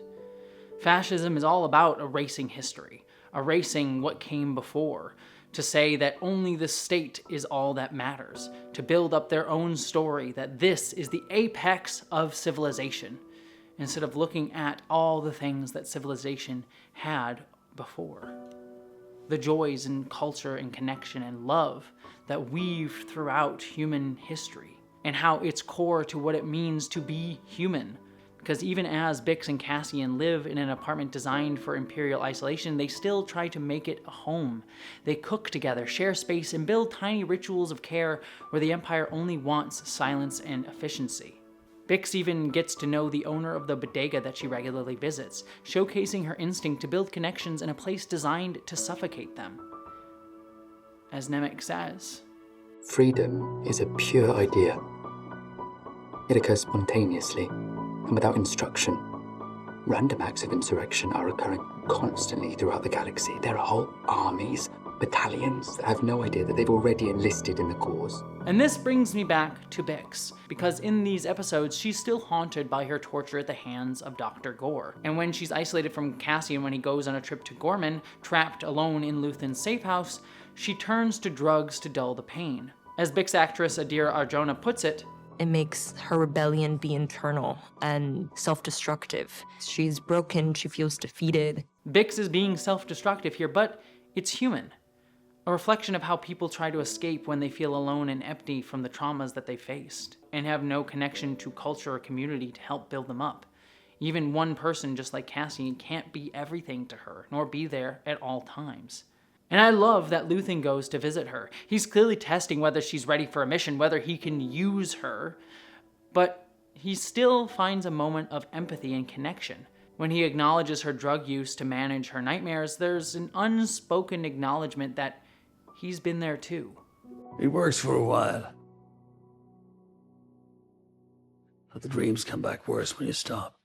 As actor Stellan Skarsgård put it, if he doesn't have empathy, then he has got nothing to do in the revolution. Because the reason for revolution is empathy. It reminds us that Luthen, for all his cold pragmatism, isn't heartless. He's just willing to sacrifice everything, even his own humanity, for the cause. I burn my life to make a sunrise that I know I'll never see. Luthen does use people like Bix or the Gore or even Cassian as pawns, but these moments of his humanity showcase that he's not trying to become the next Empire or seize power for himself. Too often, stories about revolutionary figures flatten liberation movements into cautionary tales, where the oppressed simply wish to become the new oppressors. Because I have met so many versions of you, kid, and revenge is just an excuse. Because your cold, filthy heart just likes to kill. And that belief in the cycle of violence is used to justify the ongoing status quo. You kill our children. Never by choice. You train them to shoot at us. Because your wolves killed them. Because you train them to shoot at us. Because you broke the truce. Because you broke the truce. Because you broke it, because we broke it. I'm not playing your little chicken and egg games today, Scar. Where is the next attack? Domination is simply human nature. Anyone would do it if they were in charge, so it might as well be us in charge, is the subtext of many of these stories. Then your true nature asserted itself. Your brutality, your depravity, your barbarism. Yes, supremacist movements can arise from oppressed groups. Black supremacist groups exist in the United States, for example. Israel weaponized the traumatic history of the Holocaust and historic anti-Semitism to create the Zionist movement to justify building an ethno-state on the ethnic cleansing and genocide of Palestinians. But those movements within groups that have historically been oppressed don't justify continued systemic oppression by others, nor do those supremacist movements exist in a vacuum. They often coexist alongside efforts genuinely fighting for liberation. As Alex Mel Taylor writes, the hyperfixation on stories of oppressed becoming the oppressors often serves as a defense mechanism for a dominant culture to avoid having to confront the harm done by them as colonizers so as to justify not upending the status quo. And these stories also come from many writers' often subconscious, deep-rooted fear that acknowledging systemic injustice by these systems that they live within will lead to some form of justified violent retaliation against them. White society, by which I mean white supremacist, capitalist, colonialist patriarchy, has never moved on from this fear that oppressed people will call for their pound of flesh when the time comes. It's not a coincidence that most stories we see today of oppressed people violently rebelling against their oppressors devolve so quickly into an even worse status quo. This is what Andor again gets so right about revolutions. Luthen, for all his ruthlessness, isn't seeking power. He earnestly wants freedom. His major flaw is that he believes the only path forward is through total and complete sacrifice. That's why I love when Cassian finally calls him out, pointing out how he uses people. And that's what's most important, right? How it goes for you. What's most important is the cause. Soft and Gorman, but willing to protect Bix at any cost. We are not droids, Luthen. We are not who we were when we started. Yes, Cassian a little bit here brushes up against the masculine protector trope in his defensiveness of Bix, but really what's going on here is a clash of ideologies within revolutions. Luthen sees everyone, including himself, as tools for the cause. But rebellion can't just be about what you fight against. It has to be about what you fight for. Love, memory, culture, connection. For Luthen, all of these things are just artifacts around him. Things that are in the past that he's trying to bring back, not things that can exist concurrently with him, that still exist, no matter what, under the Empire. It's why one of my favorite moments in this entire season is Cassian going with Bix to kill Dr. Gore. He doesn't go and do it for her or leave her to do it alone. He supports her as she does it. It's a rare Star Wars moment where revenge is also solidarity, not a savior fantasy or burden. Speaking of all this though, Andor actually depicts a sharp look at how revolutionary groups are often framed by the status quo. When Kleya and Luthen realize one of their wiretaps in Davos Gulden's home is at risk of being discovered, they crash a party after the Senate oath-keeping, a great nod to canon and also a showcase of how fascism relies on cultish nationalistic fealty to its norms and beliefs. My full allegiance. A galaxy of worlds. A galaxy assembled. This storyline underscores how overextended Luthen's operation has become. I can't keep track anymore. All this lines we've laid, all this information, the radios, the frequencies, the messages flying around. We're drowning. You keep pretending it's all under control. Are you done? Luthen's flaw, again, his refusal to build true solidarity and trust others, leaves threads unraveling. Still, Luthen and Kleya manage to remove the wiretap thanks to Kleya, who, quietly by the way, remains one of the show's most competent badasses, and I love her and I want to do a cosplayer of her so goddamn bad. That's the spirit. But the real insight of this section comes from Mon Mothma's argument with Krennic during this sequence. She calls out the Empire's systematic execution of rebel groups, while Krennic dismisses it as simply crushing criminal chaos. Insurgencies have a long history of puffing up their failures. We were taught it was a systematic execution. Well, that is exactly my point. Criminals love to lie. After all, who wants to die for lawless ineptitude? It's a textbook example of fascist propaganda, reframing resistance as disorder and thereby justifying state violence, and how that narrative is what's written into the history books. My rebel is your terrorist. Something like that. The same tactic is being used on Gorman at this very moment, branding rebellion as insurgency to strip it of legitimacy. It's the same cycle always. Rebellion is treated not as a cry and fight for freedom, but as a threat to order and justification for more brutality. All that being said, I have to address another criticism of these episodes, and it comes back again to Bix, because I'm still frustrated by her arc overall in this show so far. We're told in the show that she goes on missions and see her grappling with morally gray choices after the fact, but she's not given the space to grow into her own path on screen. She's clearly not good at being a frontline revolutionary like Vel or Cinta or Cassian, and that's totally fine. Many people aren't that for a revolution. A revolution needs many different people doing many different things. But instead of us seeing her lean into her strengths, like using her engineering skills, she's mostly placed in storylines within the show that have her be passive, mostly in domestic spaces processing trauma. That story isn't invalid, it's actually a necessary one to show, but it's just incomplete. If we had gotten more context, if we saw her contributing in tangible ways or pursuing her own choices throughout the show in other areas or in different arcs, then her personal struggles would feel like a part of a larger tapestry. But we don't. Instead, she's often defined by what's done to her, not what she does. And speaking of, after she kills Dr. Gore, her trauma is barely addressed again in the show, as if revenge neatly wrapped it all up. But trauma doesn't vanish. It lingers, reshapes, and demands time to heal. The work of fighting fascism and oppression leaves scars that don't just get erased when you beat the bad guy. In fact, often not looking at these scars that still exist both within us and culturally ends up leading to us repeating those same patterns. Why do you think so many fascists today don't want to look at the past systemic violences of America? Because it would mean that we'd have to address those problems that still exist in our society today. But the idea that there is systemic racism, meaning that there are laws in place that treat black people differently or Asian people differently or white people differently, simply doesn't exist. And I do think that Andor knows this, but it is a casualty of this season's pacing. And it's ultimately telling to me which characters are given room to breathe and which characters' arcs are hurried along and in what places they are shown to be in. Because Bix isn't the only character sidelined. In episode 6, Cinta and Vel reunite on Gorman, sent by Luthen to manage the rebels' missteps. It's a strong moment for Vel, who's come a long way since Aldhani, where her leadership skills were still shown to be deeply shaky, mostly due to her bourgeois privilege still being unexamined. Cinta, by contrast, has always been grounded, and her commitment to revolution forged through necessity. Cinta doesn't have the luxury of stepping back into her upper-class life like Vel does. For her, the fight is survival. After what we've been through,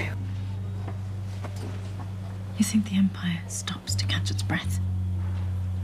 This is a fight to the death, Vel. who would you say you are? Maybe I'm a rich girl, running away from her family.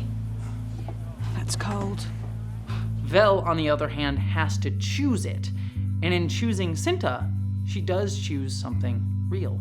Because by season 2, Vel has come into her own, leading with conviction and experience. It's a good plan.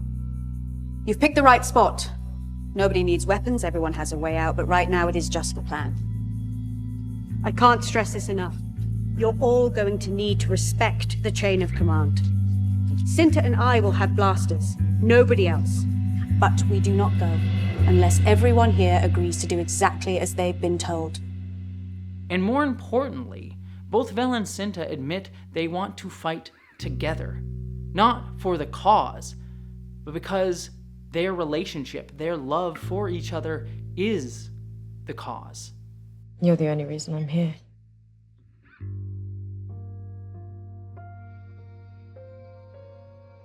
It ties perfectly into the theme of fighting for connection, not just against oppression. As Luthen demands, they subsume everything for the end goal.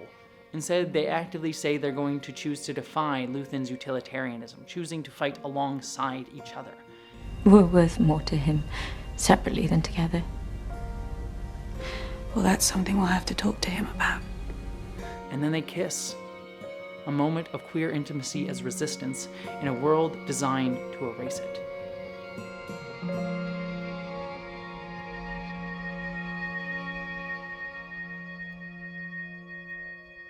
But almost immediately, Andor undercuts its most powerful queer moment. In the very next scene, Cinta is killed offhandedly during the Gorman raid. And thematically, I get why it happens. It shows how, under fascism, even the most competent can die due to someone else's recklessness. Her death is the direct result of the group's inexperience, just as Cassian warned. She's shot by the same boy that she and Vel told not to bring a blaster. We're not just here to make a point. Some of us want to protect ourselves. Don't. His fantasy of revolution overriding her lived understanding. Vel's furious speech, telling him he'll carry the weight of that mistake, hits as one of the show's most personally devastating moments. To die like this because of you. Some whining, simpering, foolish child. Don't you dare cry.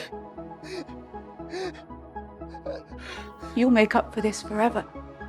And some, like James Whitebrook at IO9, have argued that this is Andor normalizing queer stories by allowing them to face tragedy just like any other character. Andor treats both Cinta and Vel as enriched, fleshed-out characters who happen to be queer, giving them the narrative right to be jeopardized, to be put in harm's way, to experience random tragedy as much as any other heteronormative character would. And I saw this argument throughout numerous discourses on the episode, including many in my own comments when I critiqued this storyline in my own reviews. And I appreciate this perspective. But even hearing that argument, something still didn't sit right with me after rewatching it, and it took me a while to really articulate why. At first, I thought the issue was simply with execution. To me, the scene is kind of clumsily done. The episode sets up a very overt excuse for Cinta to walk over into the path of where the blaster is going to fire. She wandered off. We're not waiting. We have a minute. I'll clean up the fuses. And when the blaster does fire, the shot looks like it hits a wall. And you can really just feel like the writer's nudging her into the path of the blaster shot. But that's really not my problem with the scene, because more importantly, this narrative choice doesn't exist in a vacuum. People have pointed out that this moment echoes the bury your gays trope, and while I think it's relevant here, it's not that simple to me. The problem to me isn't just that queer characters die disproportionately, as the bury your gays trope points out, given how in recent years we've seen more varied queer stories in the mainstream where queer characters get to live. No, what really is the problem to me is how closely Cinta's death follows her one real moment of queer joy and love in the entire series. Back in Hollywood history, under the Hays Code, queer love could only be depicted in media if it was immediately punished by the story. And so when Andor finally gives us Star Wars' first real queer kiss, no, that tokenistic virtue signal bullshit in Rise of Skywalker does not count, only to kill one of its participants minutes later and then define the other by grief for the rest of the series, it echoes that legacy, intentionally or not. And to echo that legacy is especially careless in today's current climate. Queer and BIPOC visibility is constantly attacked today as woke, especially in Star Wars, where it's used to justify harassment against marginalized actors, creators, and stories. So the new creator of a Disney Plus show called The Acolyte, Star Wars The Acolyte, is a self-described queer director who explained that she wishes for this to be a kid-friendly show that includes queer content, which is a mutually exclusive proposition. My kids are not going to be watching anything that involves queer content because they're children. That is not a thing. That is not a moral stance with which I approve. Here is, like, what are they doing? Why would Disney? You guys are morons. You're taking the greatest IP in the history of the movies, and you're subjugating it to your own ideological extremism. Even Star Wars Skeleton Crew faced backlash for featuring a backgrounded lesbian couple in the most heteronormative suburban setting, no less, and was labeled woke by reactionaries. And these attacks aren't isolated. They are being stoked and used to justify attacks and erasing of us from public life directly. Project 2025, for example, a blueprint the Trump administration is very clearly drawing from, openly calls for classifying any queer visibility in media as pornographic, alongside their broader efforts to outlaw porn entirely, something we're already seeing Republicans trying to push. This isn't about them just erasing us from media, it's about erasing us from the definition of humanity itself, the story that our cultures tell. It's a deliberate rewriting of the narrative to declare that to be trans or queer is unnatural, deviant, a threat to the so-called order of things, rather than a real and vital part of what it means to be human and human diversity. By stripping us from visibility, they lay the groundwork to strip us from existence, to legislate us out of public life, to exile us from memory, to justify genocide by claiming we were never real to begin with. And Disney itself is far from innocent in this. They cut production on the trans-created Nimona movie, censored a trans-focused episode of Moon Girl and Devil Dinosaur, and reportedly pressured Pixar to make Inside Out 2 less gay. A trans character was even removed from the Pixar series Win or Lose. Disney, as a megacorporation, makes hegemonic entertainment that is designed to protect and maximize profit by selling to the largest possible mainstream audience, and as a result is preemptively erasing queerness to appease a fascist-leaning conservative culture that now defines our status quo. And within that context, Andor killing off its queer couple moments after finally letting them be happy doesn't feel like bold storytelling. It directly echoes the culturally mandated and propagandized narrative of queer punishment in Hollywood history. The story that continually needs to be told that our existence was a threat to social order, a disruption of what is natural, what is civilized. Because in a way, we are. We are proof that people will choose to find themselves, to step into the circle, no matter what system they are born under. To come back to ourselves. It's the same ideological script being weaponized today to justify the erasure, dehumanization, and genocide of queer people, and Andor, sadly, even if unintentionally, played into the same scripts. It would feel less like it was evoking this painful history if we actually got to spend more time with Vel and Cinta as a couple. Cinta only gets a handful of minutes this season. When characters like Nemec or Brasso die, it lands because we spent time with them recently. Cinta's death, by contrast, feels thin.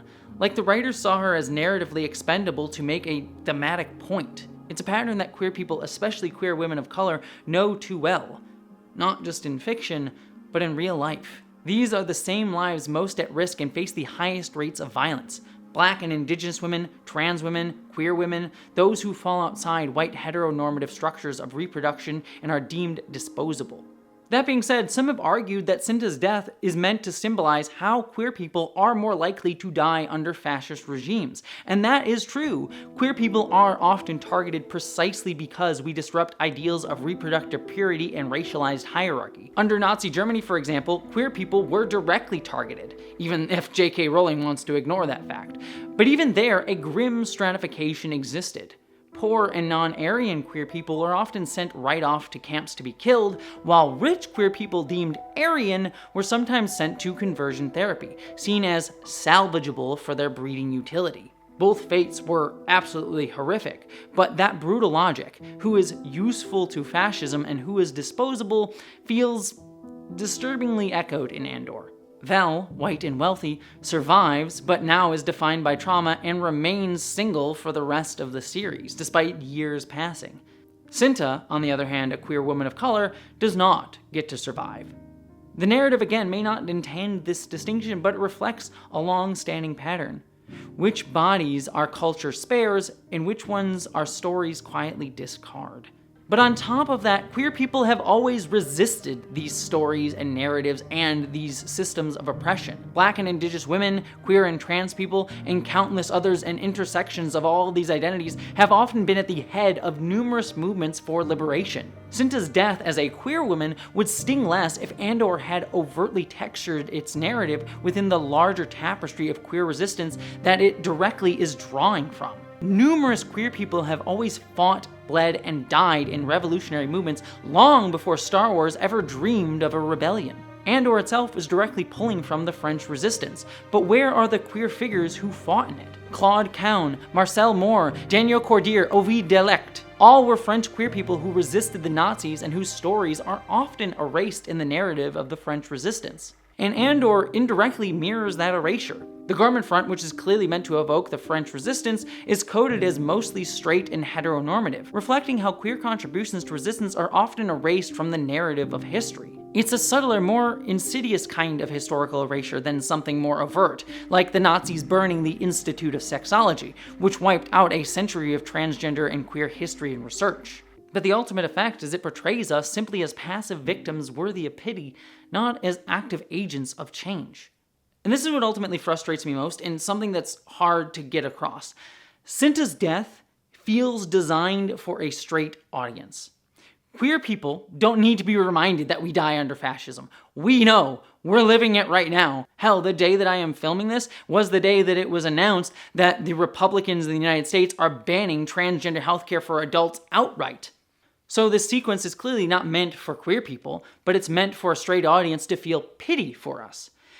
But when media depicts queer death as an inevitability, as something that just happens under fascism, as something to pity and feel sad about, it doesn't radicalize. It ultimately pacifies. It sends the message that queer death is just an inevitability under fascism, instead of an act of violence that demands resistance to prevent. Saying queer people die under fascism just lets people feel sad without pushing them to do a damn thing about it. It creates a shrug that says, well, wait until it happens to someone whose death isn't inevitable. Queer people are dying right now under fascism in America and elsewhere, and you should be doing something to stop it because we sure as fuck are trying to do it ourselves. It's glaring in a show that otherwise is so unflinching, depicting state propaganda, carceral labor, and collective struggle in ways rarely seen in mainstream fiction, and often, as we'll see with the Gormans in just a little bit, giving dignity to those who still fought and died. But Cinta doesn't get that time, dignity, or attention, nor is she part of a larger tapestry of queer resistance that always exists in struggles like this. And I want to be clear, I'm critiquing Andor this deeply because I believe it deserves that level of care. I wouldn't hold a show like The Mandalorian to this same high standard, because I don't expect that show to do right by queer people or others in the first place. But Andor set a higher bar. It invited us to think critically, and when a show dares to reach that high, it also opens itself up to sharper, more meaningful critique. The issue with Cinta's death is that it collapses multiple problems into one moment. And I know I'm being harsh here, but alongside how Bix is treated, it speaks to a deeper bias in the writing. Who gets to be heroic, complex, and remembered, and who gets left behind, instead of getting to be part of the story that we are so central often to making happen. But despite Cinta's end, these episodes also deliver one of the show's most arresting and electric moments, the return of Saw frickin' Gerrera. Saw has long been dismissed as Star Wars' unhinged radical revolutionary. He's often portrayed as too radical, too paranoid, too much. The Empire considers both of us criminals. At least I act like one. You target civilians, kill those who surrender, break every rule of engagement. If we degrade ourselves to the Empire's level, what will we become? Saw often serves as that cautionary tale of revolutionaries who go too far. When we were on Geonosis with Saw, we didn't always agree with how he did things. But it seems like he's the only one who doesn't care about all the politics. He just fights. Ezra, it's not whether or not we fight, it's how we choose to fight that matters. I know, Kanan. And at first, this storyline feels like it's gonna be more of the same. He takes poor Willman hostage to teach one of the members of his cell how to use his device to steal Rhydonium, then kills that member of his cell, accusing him of being an Imperial spy. Traitor! And maybe he was. Or maybe Saw simply was projecting betrayal, or simply he deemed Willman the more useful piece and got rid of the other one because he was expendable. It's a chilling, brilliant moment of ambiguity, one that refuses to tell us whether Saw is dangerous or right. Possibly because he's both. And that ambiguity explodes in Saw's electrifying speech to Willman while he's setting up the device. Saw describes his obsession with the smell of rhydonium, the fumes that destroyed his lungs and left him in a respirator by the time of Rogue One. When he came back, the next day there'd be nothing but a bone or two where they went down. Our clothes just melted away. So they worked us naked. Then one day, everyone started to itch. You could feel your skin coming alive. It was the rhino. To him, it's not poison, it's memory. Labor, oppression, survival. Breathing it in is how he reclaims his pain and turns it into fuel. I have always loved you. What are you doing? There it is. How can you do that? Because I understand it. Because she's my sister, Rhino, and she loves me. It's a raw embodiment of what Roxana Hadidi at Vulture links to anti-colonial philosopher Frantz Fanon's writing.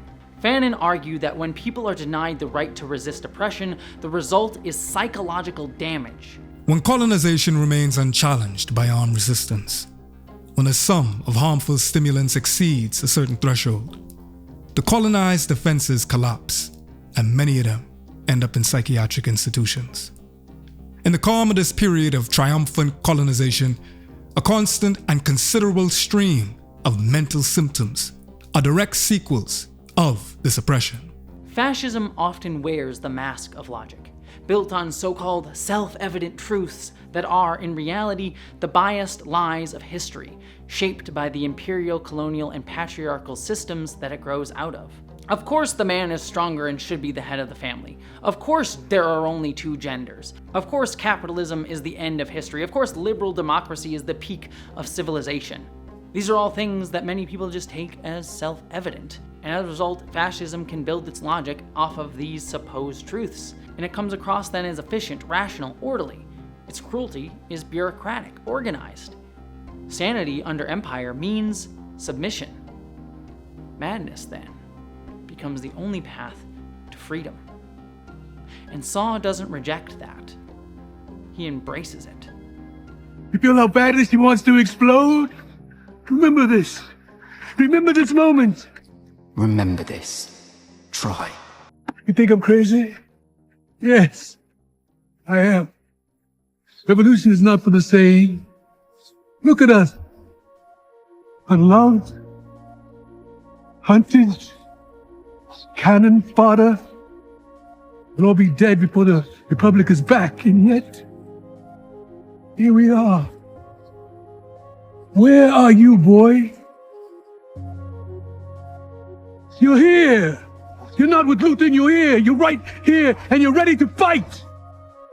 His obsession, his paranoia, his violence, they're not character flaws. They're survival mechanisms turned into weapons. They're irrational, yes, but in a system where rationality is built to sustain oppression, irrationality becomes a kind of liberation. Evil has a mindset and it is most often sane. The mentally ill, those who face mental health problems, are often the ones that suffer most under its boot.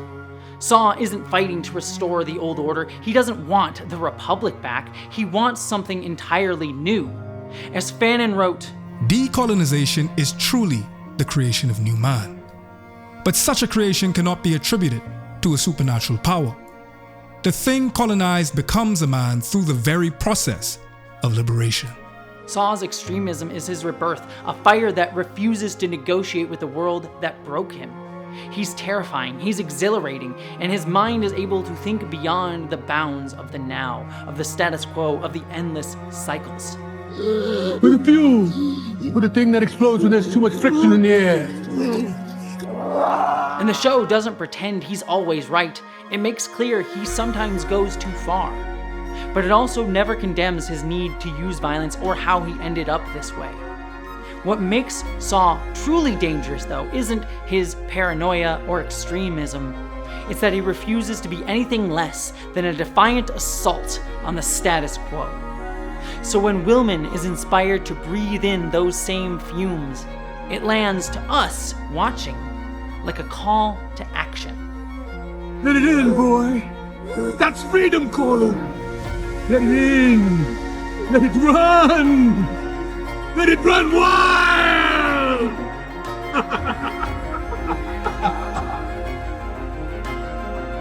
Because maybe what makes Saw frightening isn't his instability, it's his clarity.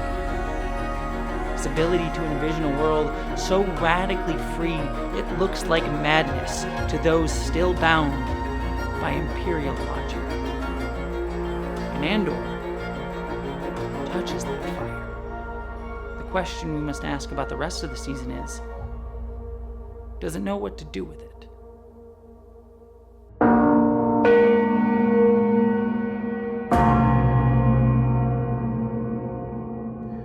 That is often the way of the oppressor.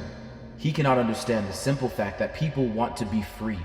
So when a man resists oppression, they pass it off by calling him crazy or insane. We reach the season's most harrowing episodes. The Gorman Massacre itself.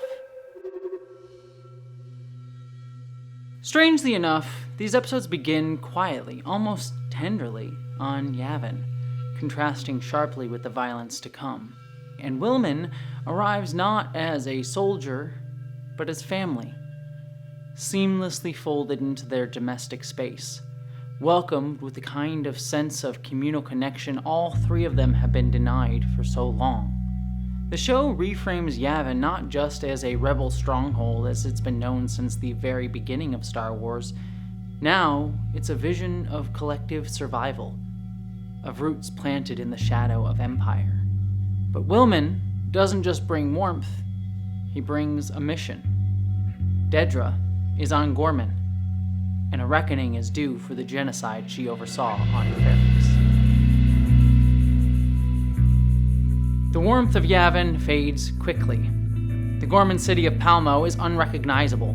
Rubble-strewn streets, Imperial blockades choking its plaza. Occupation is everywhere. Even without knowing Star Wars canon, you can feel it. There's a sense of inevitability to all of this. A creeping understanding that the massacre is coming, that it's been coming. Dedra knows it too. She pleads with Partagaz to reconsider, but he brushes her off, dangling a promotion. What I need now is some clarity on how exactly... Dedra, calmly. Let the image of professional ascendance settle your nerves. That's the machinery of genocide. It doesn't need malice. It grinds forward on ambition, inertia, complicity. Partagaz is a cog, so is Dedra, a mechanism. Kaido, the Imperial captain, spells it out. What I want's a comfortable ride home. But let's not confuse the chain of command. I'm the trigger supervisor, you're the finger. They're all cogs just turning by someone above them, and Dedra herself must pull the final trigger. And she does. She tells herself she's just following orders. What are we doing here? Following orders. Echoing the classic Nazi defense, even as she knows better. This began long before we got here. They've been planning it for years. They're doing this, no matter what. You didn't seem to mind the promotions.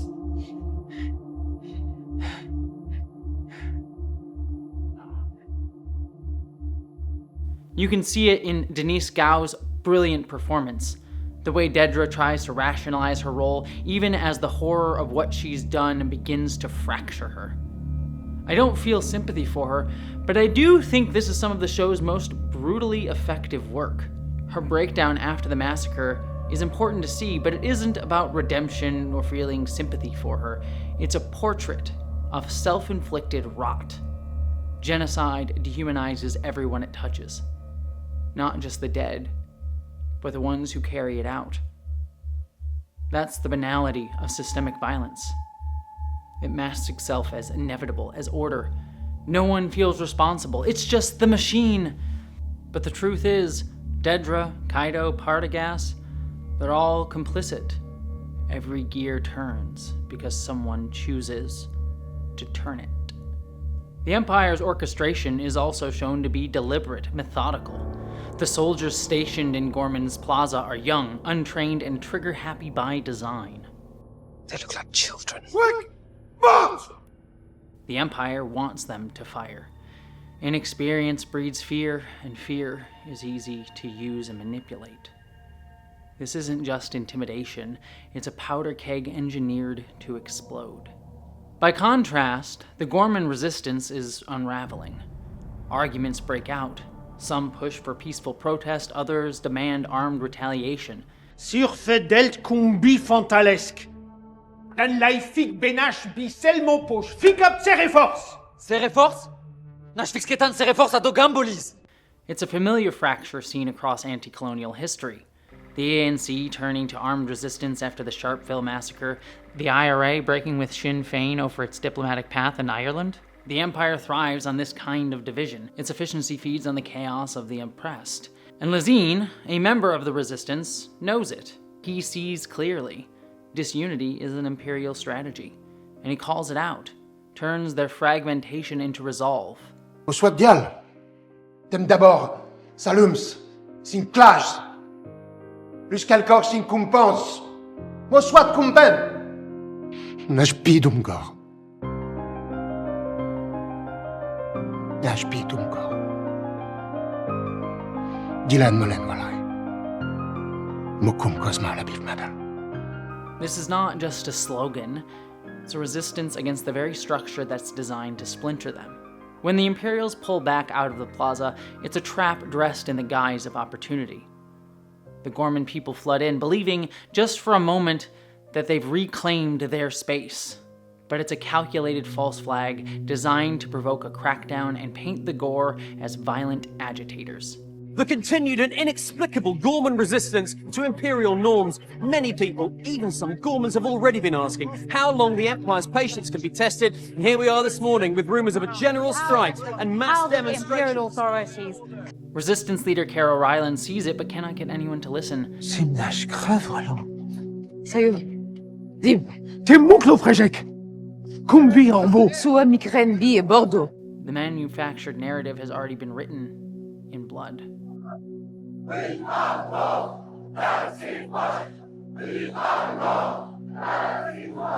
But then, the Gore begin to sing. But it's not a plea. It's a national anthem written by the fantastic composer Nicholas Bretel, and it's sung hauntingly with echoes of the rebel fanfare behind it, but lyrics laced with identity, cultural pride, and defiance.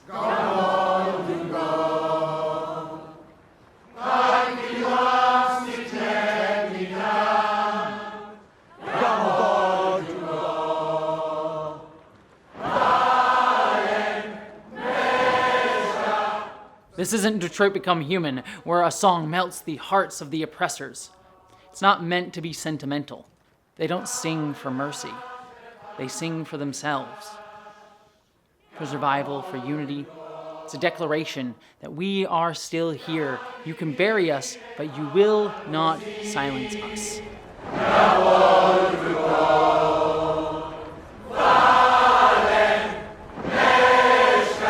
And then the Empire springs the trap. A sniper kills one of their own young soldiers to manufacture the inciting incident. And the massacre that follows is swift, merciless, and meticulous. A systematic wipeout of the Gorman people.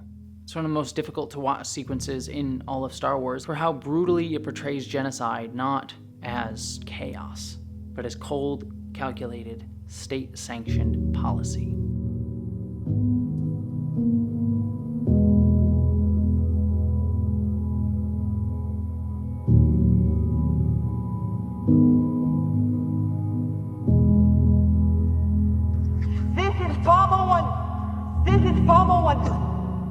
We are under siege. We're being slaughtered. The imperial murder of Gorman has begun. There are hundreds of bodies this moment. As I say these words, hundreds of murdered Gorman lay dead in Vamo Plaza. Thousands more on the streets, more every minute. We're being destroyed. This is Gorman reaching for any open channel that can hear me. If you can hear me. If you believe in truth. If you have any faith left in truth, please mark this message and pass it forward. This is murder! The Empire built this fire. They made this fire and led us to the slaughter. conspiracy we feared is real. It's here today.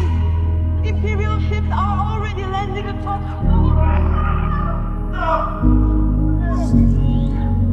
Help us! Is there no one who can help us? Is there no one?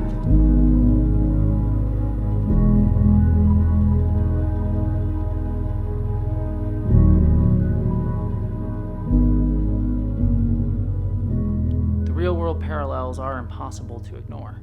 Tiananmen Square, Bloody Sunday, the Armistice Massacre, numerous others. Even the King David hotel bombing is echoed when the Gorman bellhop sets off an explosion in a hotel, a comparison Tony Gilroy himself acknowledged in Deadline. This is the Russian Revolution, this is the Montagnard, this is something interesting that happened in the Haitian Revolution, this is the ANC. Oh, this is the Irgun Building, Palestine, this is the Continental Congress, this goes all the way. I mean, you could drop a needle in the last, I don't know what is recorded history, 3,000 years, legitimate recorded. I mean, slavery, oppression, colonialism, bad behavior, betrayal, heroism. I mean, it's a continuum. But the peril also mentioned by Gilroy in that interview that demands our full attention, especially now, is Palestine. From the start of the season, the show signals this. Dedra Meero insists that to control Gorman, the Empire will need Gorman rebels you can depend on to do the wrong thing. It's a chilling echo of his admission that Israel propped up groups like Hamas to try to fracture Palestinian unity in groups like the PLO. This manipulation is a form of manufactured consent, leveraging internal divisions to justify larger acts of state violence. The Gormans are continually framed as terrorists, their resistance called inexplicable, their deaths rebranded as security. There's been no statement or claim of credit from any local terrorist groups. The KX units used in the Gorman massacre are terrifying, not just for their brute strength, but because they reflect the cold, impersonal violence of real-world militarized machines like drones and automated turrets that are used against civilians in places like Palestine by the IDF, or in America by our own police force. They embody the logic of occupation, unfeeling, unaccountable, and built to crush resistance without ever seeing who they kill as human beings. Imperial news broadcasts show ruined neighborhoods and call it justice, just as Western media has long painted Palestinians as inherently violent, erasing the context of occupation and American-backed apartheid and violence. If Hamas laid down its weapons tomorrow, there would be no more fighting. If Israel laid down their weapons, there'd be no more Israel. The checkpoints, blockades, bombed out streets, and propaganda painting the victims as subhuman all mirror the tactics of Israeli military control. The language is familiar too. Gormans are resistant to imperial norms. The continued and inexplicable Gorman resistance to imperial norms. Many people, even some Gormans, have already been asking how long the Empire's patience can be tested, and here we are this morning with rumors of a general strike. A line pulled straight from the Islamophobic playbook that casts Palestinians as uncivilized, undeserving of land, safety, sympathy, or life. I'm not going to cry a fucking river when people who have genocide that's baked into their laws are getting genocided. I don't give a fuck. They're terrible people. These people are not your allies. They are not the same as us. They come from an inferior culture that is horrible. It kills people for their identity, and it is directly antithetical to everything Western values stand for, and it is an inferior culture in all ways. Strip them of their humanity, say that they aren't civilized, and genocide becomes not just palatable, it becomes policy. There are not voices raising the alarm about Gorman long ago. As the threat grew, did we not mark the arrival of every new Gorman provocation? Imperial senators don't mourn the Gorman dead, they mourn imperial casualties, the ones that caused the violence. We shall submit a list of our fallen imperial patriots, martyrs who gave everything on the brutal streets of Gorman. We too lost a citizen yesterday on the Gorman Plaza. We too are grieving and wondering what more we might have done to stop this insurrection. I say, what will you tell your people when it is one of your citizens who have been slaughtered? It's a mirror of every Western media cycle following an Israeli bombing campaign. where Palestinian children are buried under rubble while the world fixates on Israel's right to defend itself and the heroic actions of the IDF. This was an act of sheer evil. More than 1,000 civilians slaughtered, not just killed, slaughtered in Israel. Among them, at least 14 American citizens killed. We must be crystal clear. We stand with Israel. We stand with Israel. We will make sure Israel has what it needs to take care of its citizens, defend itself, and respond to this attack. Even in the Gore anthem, where we hear phrases like rings with echoes of "from the river to the sea." It's a cry not for dominance, but for liberation, for land, for survival, against an empire built to erase them and try to take not just their resources, but their culture, their humanity. Similarly, the Empire's presence on Gorman is about extraction, stealing resources and displacing the native population. Like Israel, the Empire couches genocide in vague allusions to relocation. 800,000 Gormans. Relocation would be ideal, but we need to plan for alternatives, all of which will require preparation. A hollow pretense used to mask the violence of systematic annihilation. Well, I think they should get a good, fresh, beautiful piece of land, and we get some people to put up the money to build it and make it nice and make it habitable and enjoyable and make it a home. They don't want to leave, though. Palestinians say they don't want to leave. I don't know how they could want to stay. It's a demolition site. It's a pure demolition site. If we could find the right piece of land or numerous pieces of land and build them some really nice places with plenty of money in the area, that's for sure, I think that would be a lot better than going back to Gaza, which has had just decades and decades of death.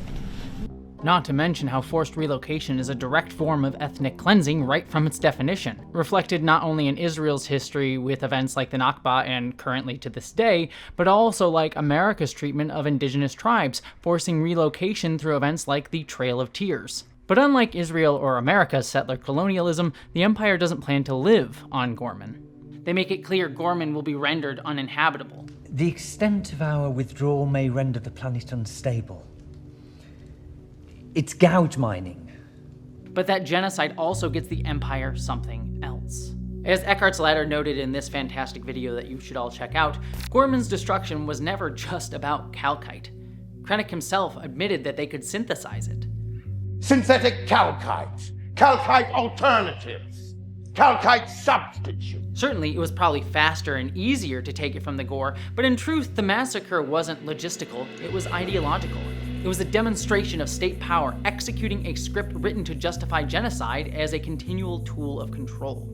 Imperial news broadcasts speak of questions are being asked about how an insurrection of this scale could be mounted without the aid and support of outside rebel assistance. In the days to come, as the Imperial martyrs of Gorman are mourned, we're sure to learn a great deal more about what happened here today and the price we'll pay for our own safety. The massacre becomes propaganda, a manufactured crisis to solidify the Empire's narrative of perpetual threat, create an enemy within, strip away civil liberties, and justify further state violence under the guise of protection. See, the Death Star. Krennic and Palpatine and the Empire probably plan to frame its very existence when it's revealed to the public as necessary for Imperial safety, a preemptive weapon to root out terrorism before it can spread. Its eventual use on Alderaan in A New Hope would likely have been framed as done to destroy a hotbed of insurrection, teeming with stuck-up nobles like the Gormans and led by Senator Bail Organa, a known rebel sympathizer.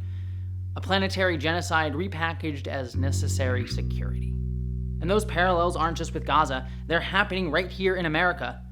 Just as the Star Wars prequels mirrored the Bush-era war on terror, where the Bush administration used the rhetoric of national defense to justify the expansion of executive power in a crackdown on civil liberties, Andor reflects the same recurring authoritarian pattern that repackaged fear as justification for repression, It highlights how calls for national security are often weaponized to centralize control, a logic echoed today in the Trump administration's own authoritarian impulses.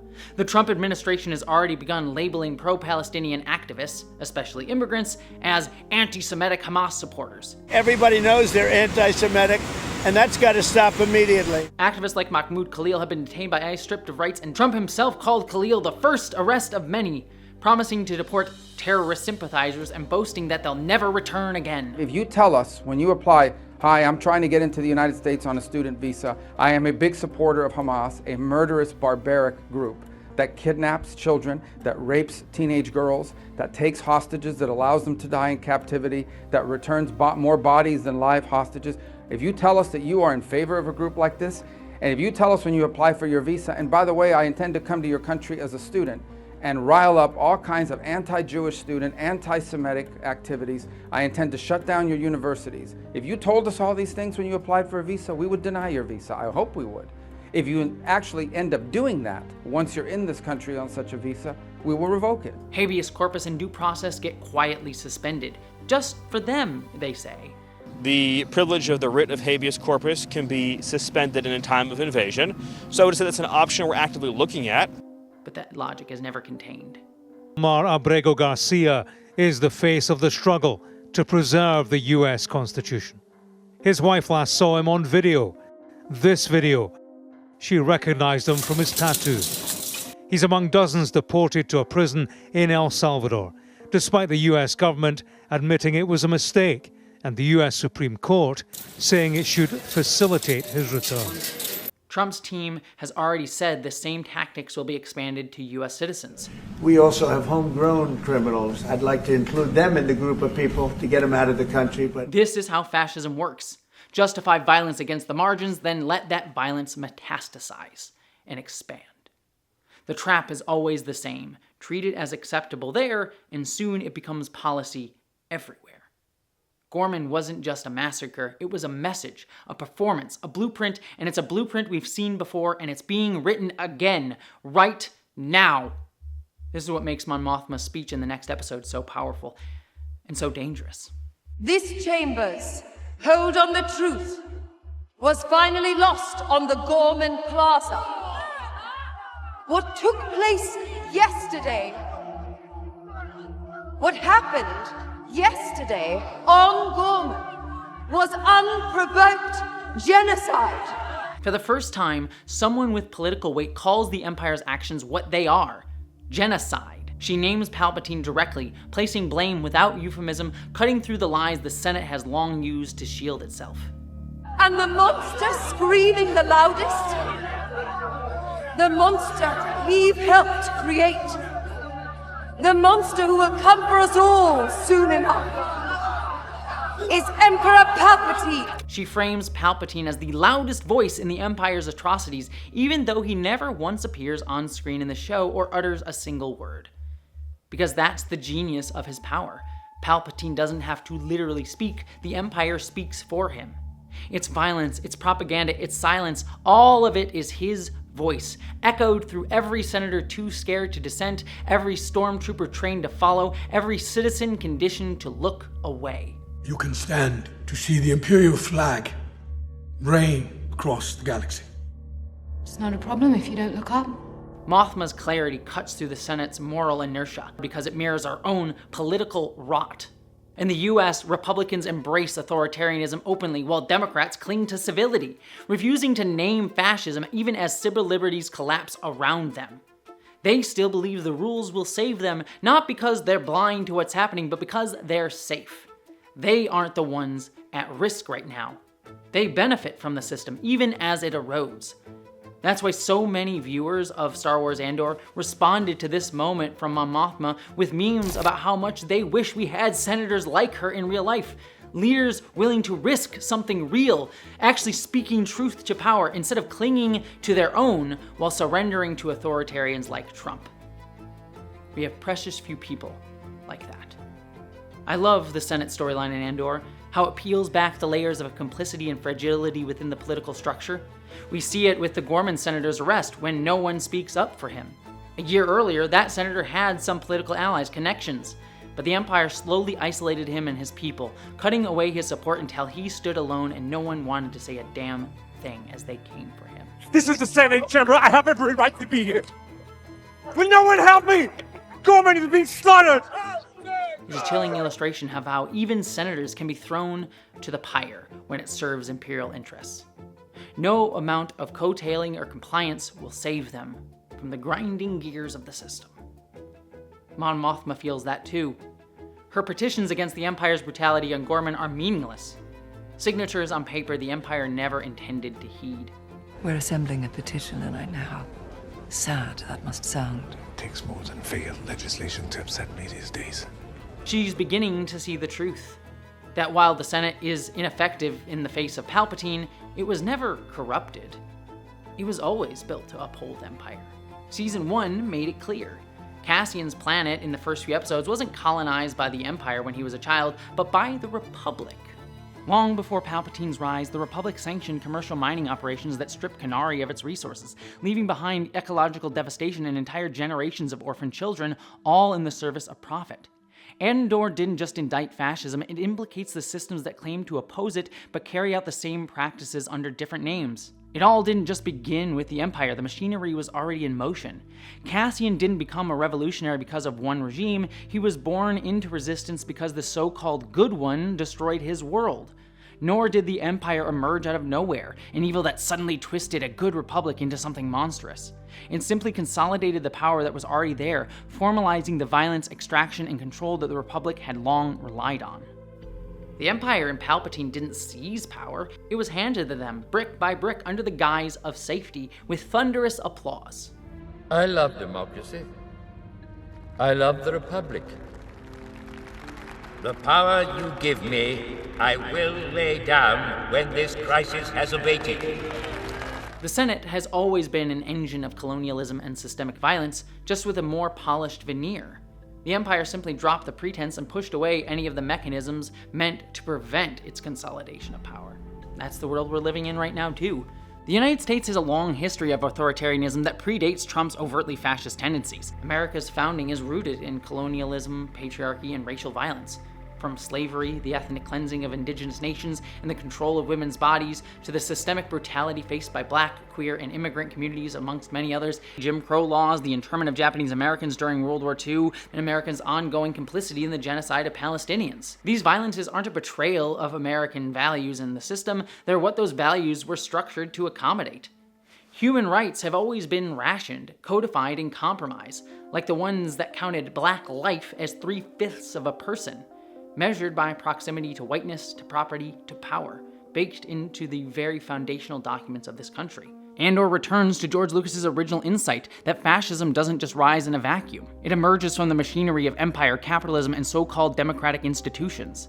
Andor forces us to confront the uncomfortable truth that the Republic and the Empire aren't opposites, they're part of the same legacy and cycle. We see this in their shared capitalist and colonial motivations, the exploitation of labor on Narkina 5, the factories forced on Ferrix, and the way for-profit corporations like the security service Karn worked for and the ISB working hand in glove.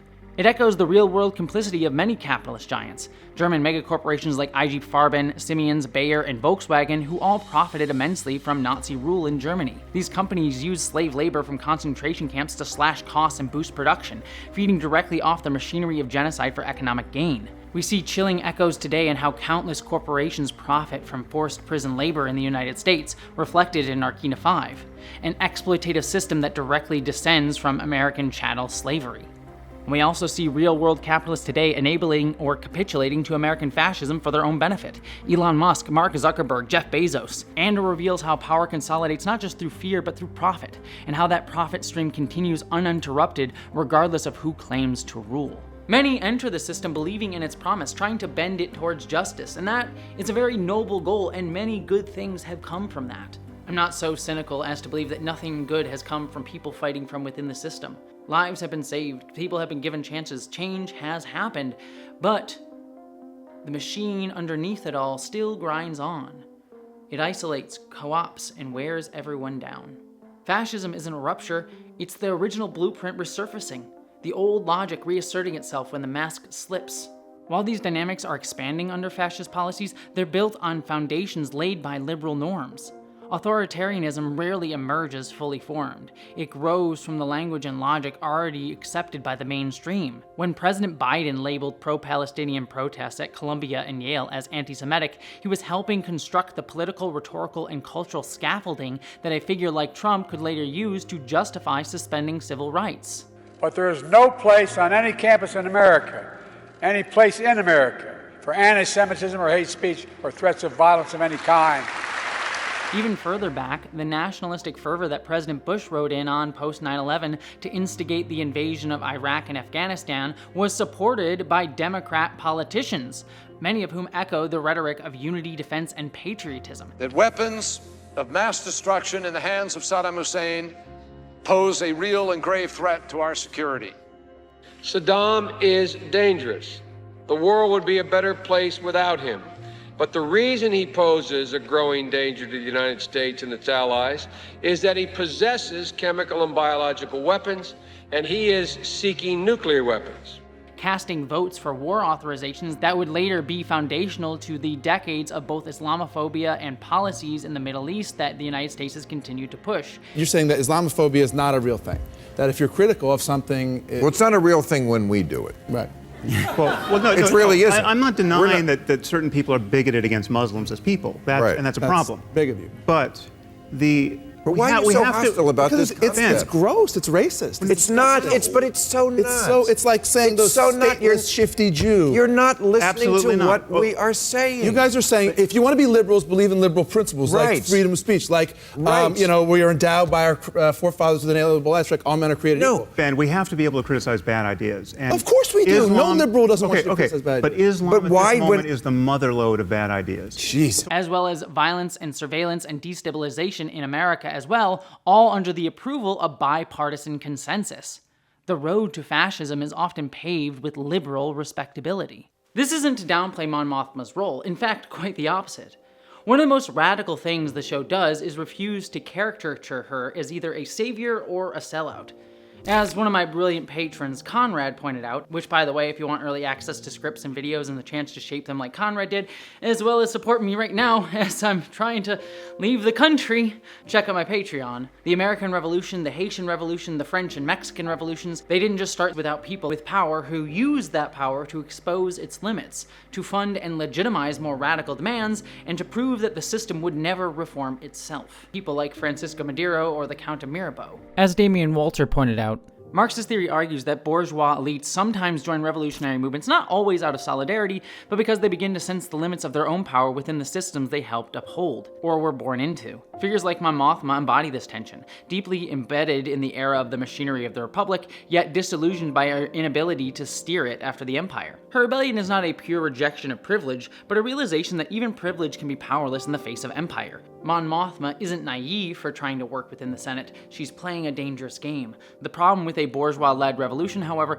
is that it often seeks not to dismantle oppressive structures, but to restore or reshape them into a more palatable form of capitalist or colonial control, as we'll explore later in this video. But figures like Mon Mothma do choose to walk away from their power, often at real personal risk and sacrifice in a way that helps revolution. Though, to be fair, Mon's greatest sacrifice might have been her hairstylist, because hot damn, that haircut is not helping her on Yavin. The tension in her sequences in the Senate, watching the Empire scramble to silence her while Cassian also tries to rescue her, is masterfully done. And yet, it's two adorable engineers sabotaging a system to keep her signal going who steal the show for me. These are the friends everywhere. I have friends everywhere. It's a line that echoes throughout the season, a repeated refrain that's a reminder that imperial mechanisms of control are nothing compared to the power of ordinary people, defiant in small, crucial ways, and reminding us that we are all connected. Also, just as a giant nerd, I do love how this episode recontextualizes Star Wars Rebels. I know some Star Wars fans have taken issue with how Andor rewrites Mon Mothma's Senate speech from the episode where she escapes Coruscant on the Ghost to go to Yavin, with apparently both Tony and Dan Gilroy wanting to write their own speech in a way that feels dismissive of Rebels. But I do like that there are pains taken to make both shows line up, such as Andor mentioning offhandedly that the Rebels shot and aired more of Mon Mothma's Senate speech that she didn't get to say and was also censored by the Empire. She's making a speech. We need it broadcast as far as possible. Honestly, it makes that Rebels episode deeper for me, knowing Cassian was the one who helped her eventually reach the Ghost. I was sad, by the way, to not see Jimmy Smits return as Bail Organa, but Benjamin Bratt is excellent. You're in for the show. Good luck with it. I also love that the blaster Vel spots and asks, "Who belongs to this?" in that scene that reveals that Cassian's Narkina 5 friend Melshi is the same blaster that Cassian gave to Melshi on Nymos after they escaped the prison, the same blaster that Cassian grabbed from Cyril all the way back in episode 3, and the same one that he used in the Aldani heist.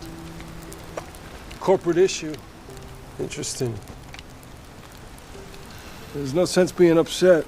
It's a subtle detail that never calls attention to itself, but speaks volumes. The quiet passing of objects that carry history and meaning. It's a direct rebuke to the hollow fan service like Solo's pointless origin blaster scene. I also love that the show never wastes time with violent spectacle. When Cassian spots the ISB spy, he doesn't hesitate, he just shoots. It's not an unnecessary extended fight sequence, it's necessary. And every time Mon sees violence like that, you can see how much it shakes her. She's lived inside a world of civility and procedure, but Cassian has lived in survival. That's why he dreams of escaping the rebellion completely, with Bix. I'm done. I'm not doing it anymore. I've done what I can. And I've done a lot, but I want this. Not because he doesn't believe in the cause, but because he wants something human again. Not just to survive, but to live. But before we move on to that, we need to talk about our little incel boy, Cyril Karn. His time on Gorman, as he realizes what's about to happen to its people, marks the first crack in his blind devotion to the Empire. For the first time, he looks at the people he's helped oppress and recognizes their humanity. Then have a good look. I think there's a way out of this before things go too far. My people are convinced you're being coordinated by outside agitators. If I had something to offer, if we could lay this off on outsiders, then... There's a haunting moment in the episode where he walks away from Imperial protection to stand in the middle of the violence he helped create, finally forced to confront the lie of justice and order that he's clung to since childhood. It's a moment that's earned him sympathy from critics, fans, even Tony Gilroy, who said, "The fundamental lies that he's been told from the very beginning, they're crushing. I feel terribly sorry for Cyril." And yes, Cyril is a victim of indoctrination, toxic masculinity, a state that taught him obedience was worth. But we have to be careful with that sympathy and how far we extend it.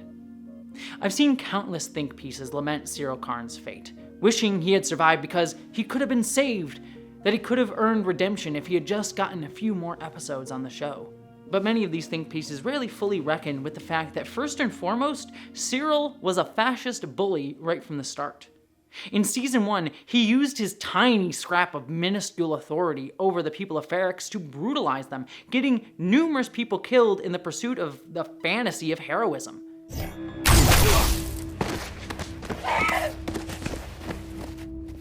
When he later witnessed the Empire's brutality on Ferrix, he didn't flinch, just saving the girl, because those working class, mostly people of color, didn't look, act, or appear like him. It's only on Gorman, among people he could aesthetically relate to as upper class, as the right kind of people, did the violence against them finally feel real. Even Tony Gilroy admitted this. Gorman, the clothes, the structure of it, the properness of it, I think Cyril really started to feel, look comfortable in Gorman. Cyril finally recognized suffering once it wore the right clothes, spoke in the right way, and looked like someone who could belong. Meanwhile, the Empire hasn't hidden the fact that it committed genocide against numerous people, the Kaminoans, the Geonosians, and countless others, none of which shook Cyril's faith because he just went along with the Imperial narrative. Service to the Empire. You just said it. Can one ever be too aggressive in preserving order? He was perfectly content to uphold Imperial order as long as the victims were distant, alien, or othered. And he didn't have to question the narrative that he was fed, when he very easily could have looked into it. This mirrors how our culture processes violence. Genocide often only becomes legible when its victims are relatable, when they look like us. Western media dehumanizes brown, black, and Muslim lives until their deaths don't register as tragedy, only as unfortunate consequences of conflict, quote unquote. Hell, within the queer community, people often rarely care for black and brown trans people who get killed, but when upper-class white trans women is the victim of violence, that is when people maybe might pay attention. And even when Cyril is finally confronted with the truth of the Empire's violence, Cyril's response isn't self-reflection, it's rage. How long? We can discuss this later. Which, as an immediate response, is understandable, considering how he's been directly used by not only his own girlfriend, but the system that he's given his life to. But what's telling is how he directs that emotion. He chokes Dedra in a moment that disturbingly echoes domestic abuse. You're hurting me. And you are going to tell me what the mining ships are doing here. Yes, he's right to be angry at her. She manipulated him, used him. But his rage here is not about getting back at her, it's about reasserting his control. You tell me it's a rumor, and I will throw you out that window. What have we been doing here? His masculinity, his sense of order, his fantasy of mattering is shattered. So he reasserts dominance by enacting violence against a woman he once stalked and fantasized about. It's a manifestation of how he views women, not as people, but as objects he can use to channel his emotions. Even in the chaos of Gorman's massacre, his fury isn't aimed at Imperial soldiers or the architects of genocide, it's unleashed on Cassian, his original obsession, the man who shattered his delusions of heroism all the way back on Ferris.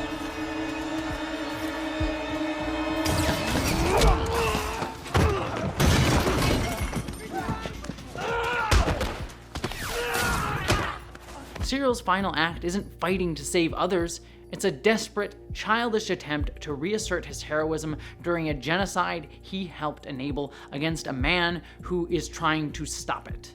Cyril doesn't die a hero, he's not on some hero's journey, he dies trying to reclaim the narrative in his head, violently lashing out at a woman and a man of color, the very people dehumanized by the system that he continually, endlessly chose to serve. Yes, Cyril is a victim. He was radicalized by propaganda, shaped by a mother who weaponized his masculinity, and molded by a system that taught him obedience was righteousness. But none of that excuses his own choices. He actively bullied, harmed, and upheld fascism on Ferrix, on Gorman, politically and personally. His betrayal of the Gore, even if not fully informed, was still a decision, one that he chose willingly to take part in. It was yet another chance to choose differently, and he didn't. It's why Ryland's line to him makes you no harm. How do you say that? How do you speak the words? You've destroyed us. I was here to trap outside agitators. Are you mad? That I'd believe that? That it's worth saying? What kind of a being are you? Cut so deeply. Cyril is trying to deflect responsibility, but he's complicit. He always was. Star Wars has a long, troubling history of sanitizing fascist men. Look at Kylo Ren or Darth Vader. Men who committed numerous violences, including being complicit in enabling genocides, then dying doing one good thing for someone that they personally loved and cared about. And they are instantly, in the narrative's eyes and in many people's eyes, redeemed. As Princess Weeks brilliantly pointed out in a video that I highly recommend you check out, Star Wars rarely interrogates complicity. It gestures at atonement, but skips to absolution. One moment of decency is treated like it balances out a lifetime of systemic harm. It's upsetting, and it's cultural. Because our culture regularly crafts these narratives. Speaking of Cyril Karn, I saw numerous posts, one with over 8,000 likes, describing Cyril's assault on Dedra as him physically and morally confronting her fascism, sidestepping the fact that it was a misogynistic outburst and not a moral stand. Others framed his attack on Cassian at the end as simply protecting his woman Dedra from an assassination attempt, which has no basis in reality. He had no idea what Cassian was there to do, he was just reasserting control through violence. And even if he had been trying to save quote-unquote his woman, it wouldn't have absolved him of his complicity in what happened on Gorman. But the fact that even that is argued to be seen as heroic on his part shows how much we follow the same tired script we hand to men over and over again. Prove your worth by saving the girl, die a noble death, and let that wipe the slate clean. Rather than teaching men to be more like Cassian, soft, caring, vulnerable, supportive, and yet still willing to fight for others. But our culture is primed to continually empathize with these men who cause harm, to write their redemption arcs before they even attempt to earn them. Like how we're told we can't ruin the future of young men who rape. We hand them the benefit of the doubt while erasing their culpability in violence against people who are often systemically dehumanized or objectified. Our culture mourns Cyril as a wasted opportunity, while people like Cinta, who resisted the Empire her entire life, dies with barely a mention after that. No trending discourses, no wishful what-ifs, no fan debates or articles over the potential of her arc had she not been killed. Cyril's death is treated as a tragedy of a life cut short. Cinta's death is treated like an inevitability by everyone. Even Tony Gilroy, who created both, speaks at length about how sorry he feels for Cyril in interviews, and interviewers continually ask him about him, but he barely ever mentions Cinta. And it reflects whose pain we prioritize, who we're trained in our culture to empathize with. We extend endless sympathy to men like Cyril, to Kylo Ren, to Anakin Skywalker, to white men, or to the powerful. Our culture constantly spins stories about whether they can be saved. What if they come around? What if they didn't mean it? What if they feel bad? That question, can they be redeemed, often itself becomes a trap too. It lets us delay judgment, delay accountability, delay action. It tells us to wait, to hold space, to keep hoping for someone else's moral clarity, while they help enable real harm happening in real time. That empathy rarely exists for queer people, BIPOC, women, for women of color like Cinta, for anyone outside that familiar silhouette of the troubled person who might still be good. And it's not just fiction. Figures like transphobic billionaire and Severus Snape Redeemer-in-Chief J.K. Rowling get this all the time. What if she changes her mind? What if she apologizes? Are things that I hear continuously when I talk about what she's doing to trans people.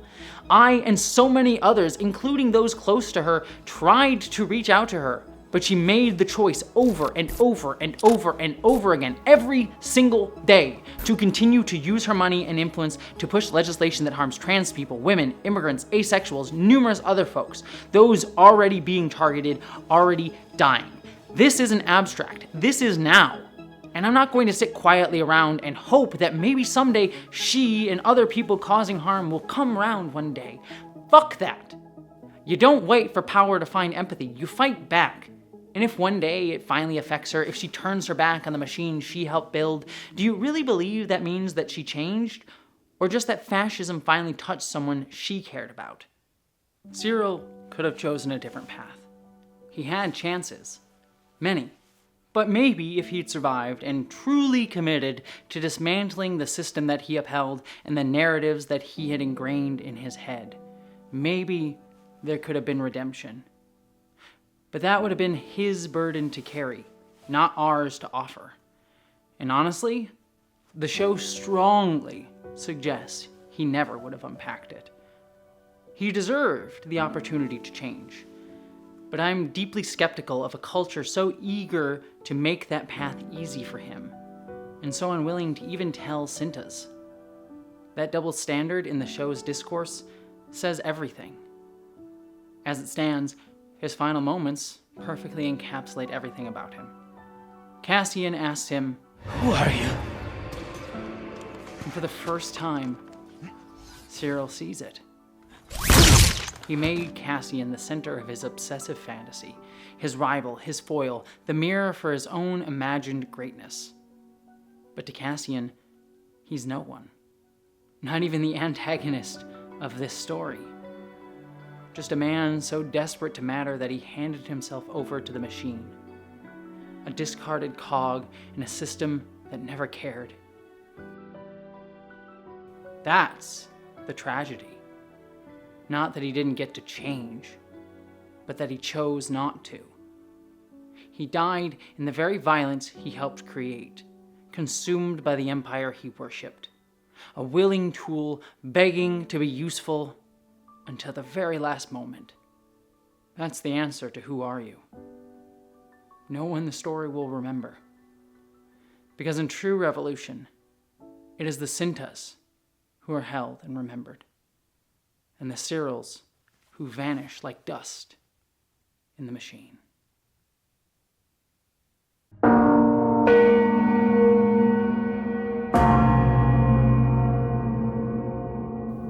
Obedience to law is the dry husk of loyalty and good faith.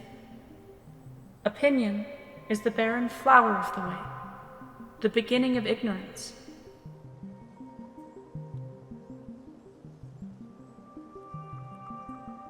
In the final 3 episodes, Andor shifts its focus over fully to Luthen. Through my good boy ISB double agent Lonnie, he finally learns the truth. The Empire's unlimited energy program is a big lie. The Gorman massacre, the Kyber crystal mining on Jedha, Krennic's coordination of it all threads back to a single purpose: building the Death Star. It's a chilling echo of Hitler's propaganda strategy, the big lie, outlined explicitly in Mein Kampf. The idea that people are more likely to believe a colossal falsehood than a small one, precisely because its scale makes it feel too outrageous to question. Repeated enough, frame it as common sense, and it solidifies into truth. Hitler weaponized it against Jewish people, communists, and anyone who threatened his vision of racial purity and control. That machinery is still alive today. Trans and queer people are framed as threats to children. Immigrants are branded as criminals. Entire communities are dehumanized through relentless repetition and fear. It's the same logic the Empire uses. Manufacture consent by inventing danger, then promising protection, so long as we stay isolated, disconnected, and afraid to care. That's the real purpose of the big lie. Not just control, but disconnection. To make us forget we were ever part of each other in the first place. We see Luthen make a promise to Lonnie, a promise of safety to him and his family, of sanctuary on Yavin, of connection and true protection. Yavin. What is that? We'll be safe there. As safe as we can be. But Luthen kills him instead after Lonnie tells him his information. It's a brutal reminder of how far Luthen's willing to go for the cause, how deeply his ideology is rooted in sacrifice, not just his own, but anyone he deems necessary. His rebellion is built on isolation, on severed ties, on creating heroes like Lonnie. Just stay with me, Lonnie. I need all the heroes I can get. Heroes who die in service of the cause. He can't let anyone in because he's turned people into tools of a narrative that he is trying to build. Even connection becomes leverage. And yet, in the end, he chooses to let the one person who has taken part in his life, Clea, take the intel about the big lie to Yavin, knowing it might likely cost him his life. And in fact, it does. Because Dedra just couldn't let him go. She needed the victory, not just the win on Gorman, but this win, one that makes her feel unambiguously proud. Like Cyril attacking Cassian to reclaim his sense of control, Dedra needed to catch Axis herself, to dominate the symbol that had eluded her, to make her feel like she had done the capital R right thing, unlike what she felt on Gorman. That's the fascist impulse. Domination isn't enough. It has to be seen, acknowledged, credited, made to feel like it's theirs. She needed to make Luthen hers. Their confrontation in his shop is one of my favorite scenes in the show, when he jokes about having only 2 pieces of questionable provenance in the gallery. Any guesses? It's a sly acknowledgement. They're both wearing masks, both playing roles that consume identity. But when the mask drops, the ideology of both is laid bare. Dedra insists Luthen just wants chaos, because that's the only way she can comprehend rebellion. She believes in the machine, in control, in the order that violence brings. You want chaos. Chaos for everyone but you. Luthen, instead, sees it clearly. She doesn't hate chaos. She hates freedom. And I've known you all along. Hardly seems fair. You disgust me. Do you want to know why? Everything you stand for. Freedom scares you. And maybe to her and many fascists, those two things are indistinguishable.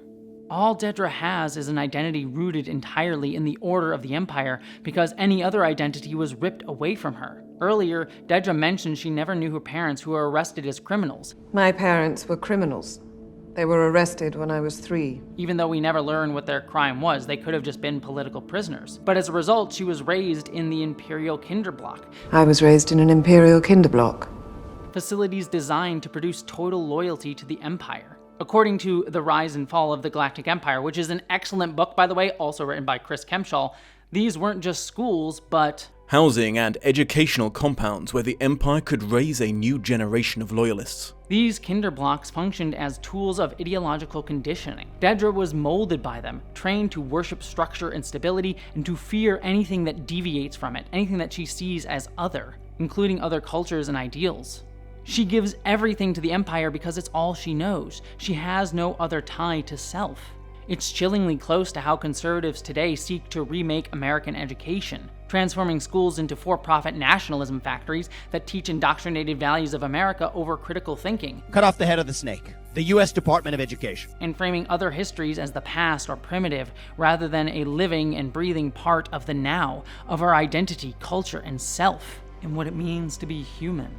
Like Luthen's shop, where culture is displayed as inert, apolitical decoration, these systems treat art and identity and culture as relics, stripped of meaning, separated from the present only as the past, as something to be utilized if necessary and tossed away as some dalliance otherwise. Dedra views other cultures not as people to understand, but as tools to be used or threats to be neutralized. There's even a quiet moment early in Season 2 when she listens to Gorman music alone in her apartment, studying the culture she's about to destroy. It reminds me a lot of Timothy Zahn's original Thrawn characterization from Legends, not the bumbling version that we met in Ahsoka, but the cold tactician who studied art to understand his opponents so he could conquer them rather than seeing art for art's sake. And while Andor rightly has avoided fan service, including a potential Leia cameo that might have happened apparently, a Luthen Thrawn conversation about art would have been fantastic because Thrawn definitely would have pegged Luthen as a rebel, but let him go because he had bigger plans. Someone please write that comic for me, please. I don't want it in the show, but I want that comic. But as the excellent YouTuber Generation Tech has pointed out, Dedra's upbringing also echoes real-world histories, like Chinese leader Xi Jinping, whose father was imprisoned during the Cultural Revolution, watched his family get destroyed, and was sent to agricultural work camps. And despite that trauma, he grew up even more loyal to the party, believing in a stronger centralized government. That's Dedra in a nutshell. She never knew her family or cultural roots. Her identity is forged entirely by the state. In that way, she also mirrors the genocidal systems of the US and Canada's often Christian-run boarding schools that stole Indigenous children in the 19th and 20th centuries, and where many died from abuse as these schools attempted to erase their cultures through forced assimilation, cutting off their connection to their community and history. As all of this shows through Dedra, Andor continues to brilliantly wield Star Wars allegorical power to collapse the false divides between fascist, authoritarian, and totalitarian regimes, showing how these structures are deeply interconnected and inseparable from a critique of American history and modern politics itself. But beating Axis won't stop anything. She's already lost. The idea is out. The rebellion is no longer one man or one signal. It's everywhere. Luthen knows that. The rebellion isn't here anymore. It's flown away. It's everywhere now. There's a whole galaxy out there waiting to disgust you. So in his final act, he takes the one thing away from her that she wanted. He takes his own life.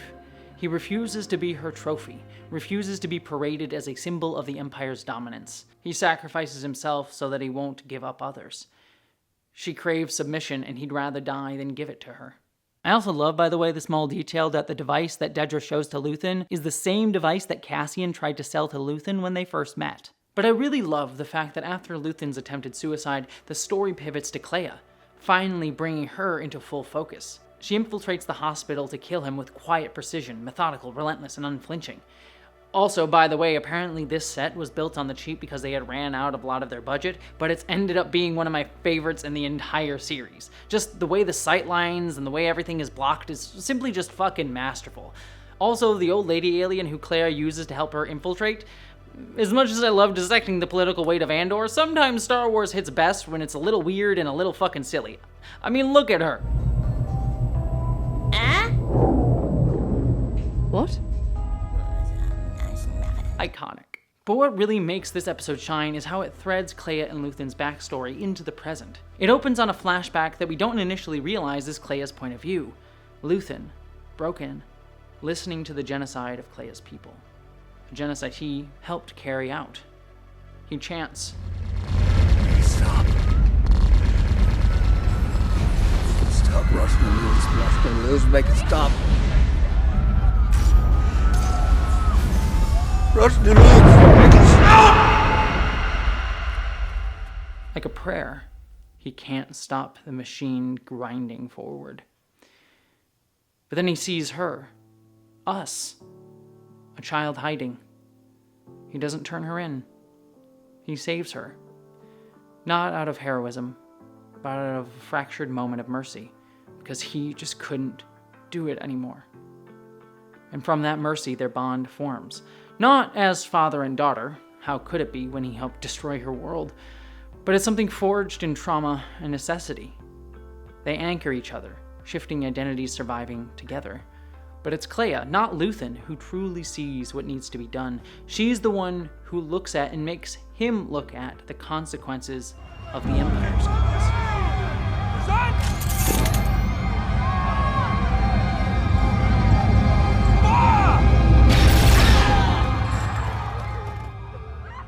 She's the one who still remembers what it's all for. To do the math to come to the conclusion he speaks to Lonnie of in Season 1. To burn himself for a sunrise he'll never see. I wake up every day to an equation I wrote 15 years ago from which there's only one conclusion. I'm damned for what I do. She's actually been in charge of the thing from day one, from the moment they met. Clea's been in charge of everything. She really has been the boss. He's afraid of her all the way through. If you go back and look at the whole show, she really is the navigator all the way through from the time they met. And that's a really cool thing to play with. For Clea, though, the genocide of her people was the line, the one atrocity too many. Just like Nemec says, all it takes is one too many. It's not Luthen's cynicism that sparks hope in the galaxy. It's Clea's refusal to forget, to let go of the people that were taken from her, the culture, the identity that were stolen from her, and the lives that were taken from all of us. And Luthen knows it. He knows the sunrise he dreams of might also cost her her soul. I need to know you're making a choice. I lived most of my life without ever realizing that that was a possibility. That's why he makes her watch, where he blows up a beautiful bridge. Look at me.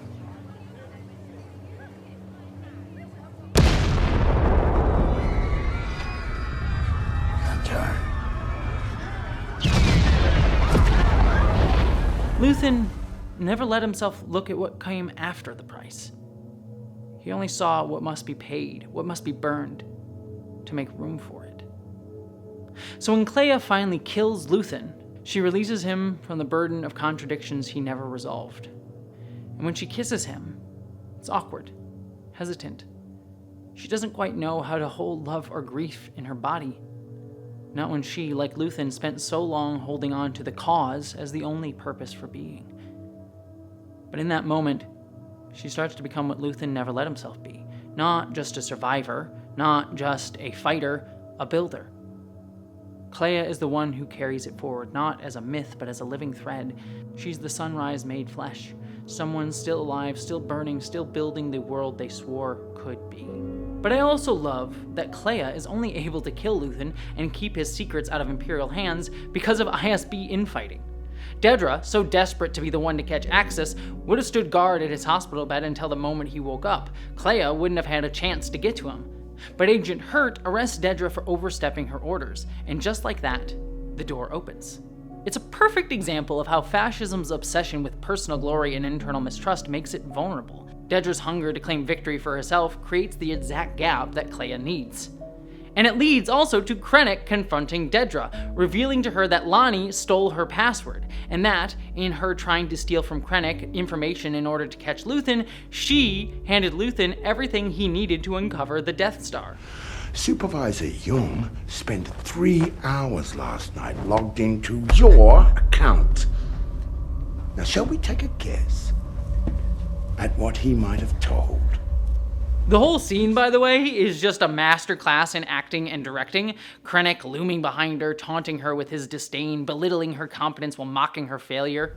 How does one balance such passionate competency with the mindless decision to confront Lutheran Rail on your own? I also love whatever weird little finger thing he's doing here. It's perfect. Apparently that was just a choice that Ben Mendelsohn made. I love the man. He's such a fucking good actor. I adore him. But this moment isn't just personal humiliation for Dedra, it's the system revealing itself. Fascism runs on ego and paranoia. No one trusts anyone else. Everyone's just climbing over each other for a scrap of credit. Leopards eating their own faces because the only loyalty they have is to power. And with that, Dedra's out. From the Empire's golden child to traitor overnight, thrown into the same Narkina 5-style prison as Cassian, the very man she once hunted. She'll likely end up making cogs just like him for yet another Death Star over Andor, destined to die from overwork or by her own hand, tossed away and forgotten, unless she's saved by the rebellion that she so hated. But that's the cycle. Dedra used Cyril, and the system eventually discarded him when he was no longer of use. Krennic used Dedra, and he tossed her aside. Tarkin will eventually do the same to Krennic, and the Emperor will do the same to Vader.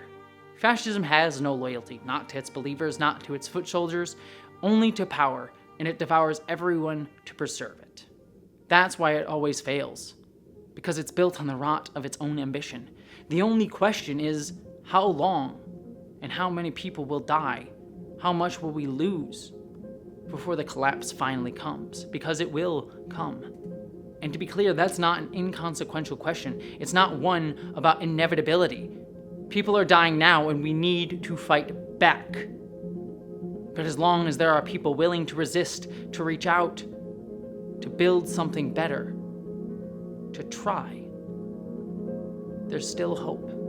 In the end, if we wanted to trace it back, it's Dedra's petty need for control that dooms the Empire, that gives the rebellion their first victory over the Death Star. Or maybe it started even earlier, with those two guards on Ferrix trying to flex their power over Cassian. Or maybe it goes even further back, with 1,000 tiny acts of cruelty feeding the machine. You can't trace the exact moment because control isn't natural, it has to be enforced. Freedom, on the other hand, is spontaneous. It springs up unbidden, defiant, impossible to contain. It's why there'll always be queer and trans people no matter what you do in any group, because there will always be people that just don't fit, who will choose themselves, even in small ways. And that's what Partagaz realizes in his final moments. Remember that the frontier of the rebellion is everywhere. Some have said that he took his life after being moved by listening to Nemec's manifesto, that he was inspired by its words and realized the wrongness of his ways. But that misses the point. His question, who do you think it is? Isn't about beauty or authorship. It's about realizing that rebellion isn't one person. It's an idea, eternal, irrepressible. Just keeps spreading, doesn't it? We hold each other in that knowledge.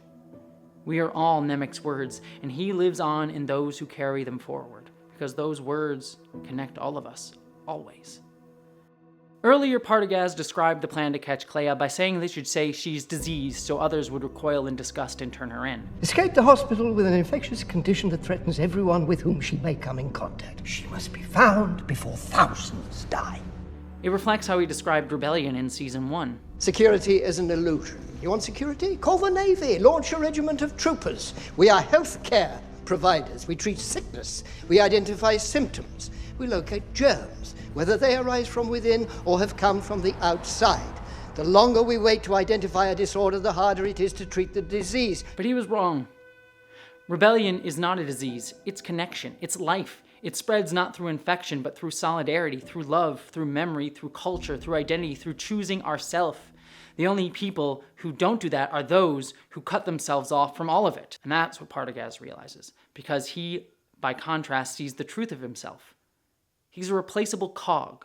Just another little fascist soon to be discarded by the machine he served loyally because of the failures of his own agents. So he takes the only power he has left. choosing the moment of his death, too scared to face his own inevitable brutal end at the hands of the mechanized grinder he gave his life to. Calibrate your enthusiasm, you bastard. Clea calls for Cassian, and he actually comes. But it's her reluctance to go to Yavin that weirdly hit me the hardest in these episodes. Oh, I know about Yavin. I know all about it. I know what they think of Luthen. That's to be my sanctuary. We'll be safe there.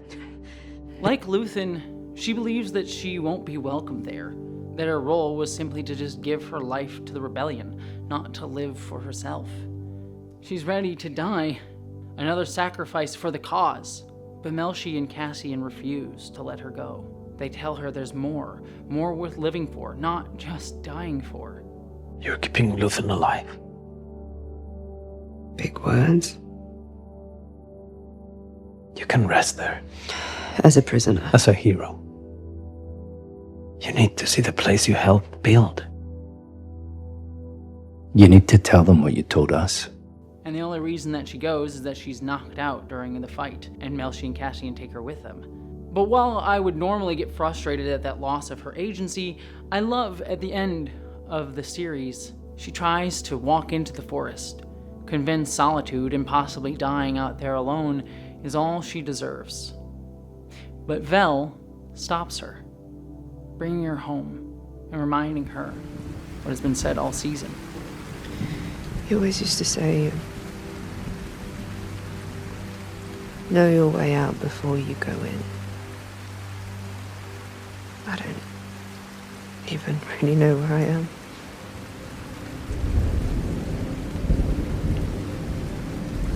I have friends everywhere. You're here with friends. Because she does. That's what rebellion is. Not resistance, but connection. Not just sabotage, but solidarity. Luthen never fully understood that. He saw rebellion as sacrifice without solace, as fire without warmth. But Clea learns the truth. Rebellion isn't just about what you destroy. It's about what you build. Luthen burned for a sunrise he'd never see. Clea fights to live in its light. And what I love about these final few moments in the series is how they force a reckoning with Luthen's legacy, especially for the senators running the rebellion.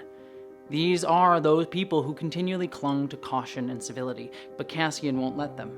He walks in carrying Luthen's death and the truth about the Death Star, and he forces them to face what rebellion really costs. I'm just reporting what he was told. It sounds like a paranoid fantasy. Luthen Rael died for this. And how has that been verified? They can debate strategy and morality all they want, but Cassian is the proof. Freedom is paid for by those who sacrifice, as they'll all learn in just a few days. Does anyone in this room, besides Senator Mothma, have any idea how much you owe him? Oh, please. When I say I know Luthen, I mean I know the good and the bad. I know what was wrong with him. I had a front row seat on that, and I made my choice 2 years ago to join here and be part of this. But none of that can take away what he did and how hard it was. I don't know if what he was told is true or not, but it's insulting to hear him run down by people who have given a fraction of his sacrifice to this rebellion. Enough! But that's the real start of the rebellion. Not the high-minded speeches, but the fire lit in the dark by those who didn't need their names remembered to make the future possible. And that's why we fight to remember them anyways. I'll be honest, it frustrates me that Clea isn't mentioned in these scenes. She was there for every decision, every risk, every coded message.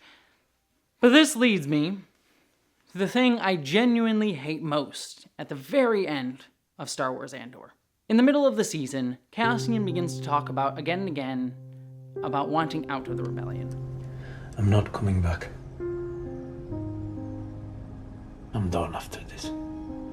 He wants a life, something that belongs to him, not just endless sacrifice. And he has every right to want that, to have that. He's given more than most, and he deserves to thrive, to be whole, to be a person again. It's what he's been fighting for all along. since he deserves to have that connection. But the series then uses that desire to twist it into something else. A Force healer tells him and Bix that Cassian is a messenger. They're gathering as they go. There's a purpose to it. He's a messenger. There's some place he needs to be. And it's implied that he has a purpose of some kind, that something is pulling him towards a destiny. She called you a messenger. I've had dreams like that. Why are you doing this? What if it's important? Luthen hints that he always just shows up when he's needed, as if the Force is guiding him. I make my own decisions. Is that what you've been doing? Sometimes I wonder. You appeared when I needed you. Otani, Narkina, Ferrix, Sinar, Minarao, Gorman. And here we are. His death, then, in Rogue One, is reframed not as a painful sacrifice that built something bigger, but as a mystical inevitability. It stops just short of calling him a chosen one of sorts, but it plants that same seed. All of this ties into the Joseph Campbell-inspired monomyth that underpins both Star Wars and much of America's myth-making. That salvation comes when a singular hero rises from the crowd, chosen not by consensus but by destiny, by some mystical current like the Force or the will of the people. That communities don't save themselves. The hero's journey becomes a stand-in for collective action then. Their choices framed as ours, their triumphs as victories for all. The achievement of the hero is one that he is ready for, and it's really a manifestation of his character. And it's amusing the way in which the landscape and the conditions of the environment match the readiness of the hero. The adventure that he's ready for is the one that he gets. It's a myth designed to comfort us while encouraging surrender, so we cheer as we hand over power again and again with thunderous applause. And it's infuriating because what made Cassian and Andor as a series so compelling is that it's about ordinary people fighting back. Not Skywalkers, not Palpatines, just regular people refusing to be erased. There's a darkness to this myth that Andor touches upon that I do like, though. In Season 1, Cassian spends most of the story trying to escape the myth entirely, to not join the rebellion, to not heed the call, to just have his own life. People are standing up. Yeah, and getting killed for it. But there's work that will need doing. Yeah, what is that? Whatever it takes. I've been lying around waiting to die long enough. You can't beat them, Marva. Not if I run away. Stuck in that constant refusal of the call of the monomyth. He doesn't want to be a hero. He's dragged into the fight by the weight of oppression again and again, by realizing he links up to a greater communal struggle with others. That tension between survival and resistance isn't unique to him, it's all of us. He doesn't want to be seen as special, he just wants to live his life. The only special thing about me is luck. And I've overplayed my hand already. Even though the show drags him into being seen as special. I just wish the show hadn't framed him as a destined hero who was forced to sacrifice for us all. You know, he's kind of at all these places when all these epic things, he's at Aldhani, and he's here, and he survives this and that and the other. There is some element of destiny that I shouldn't ignore. And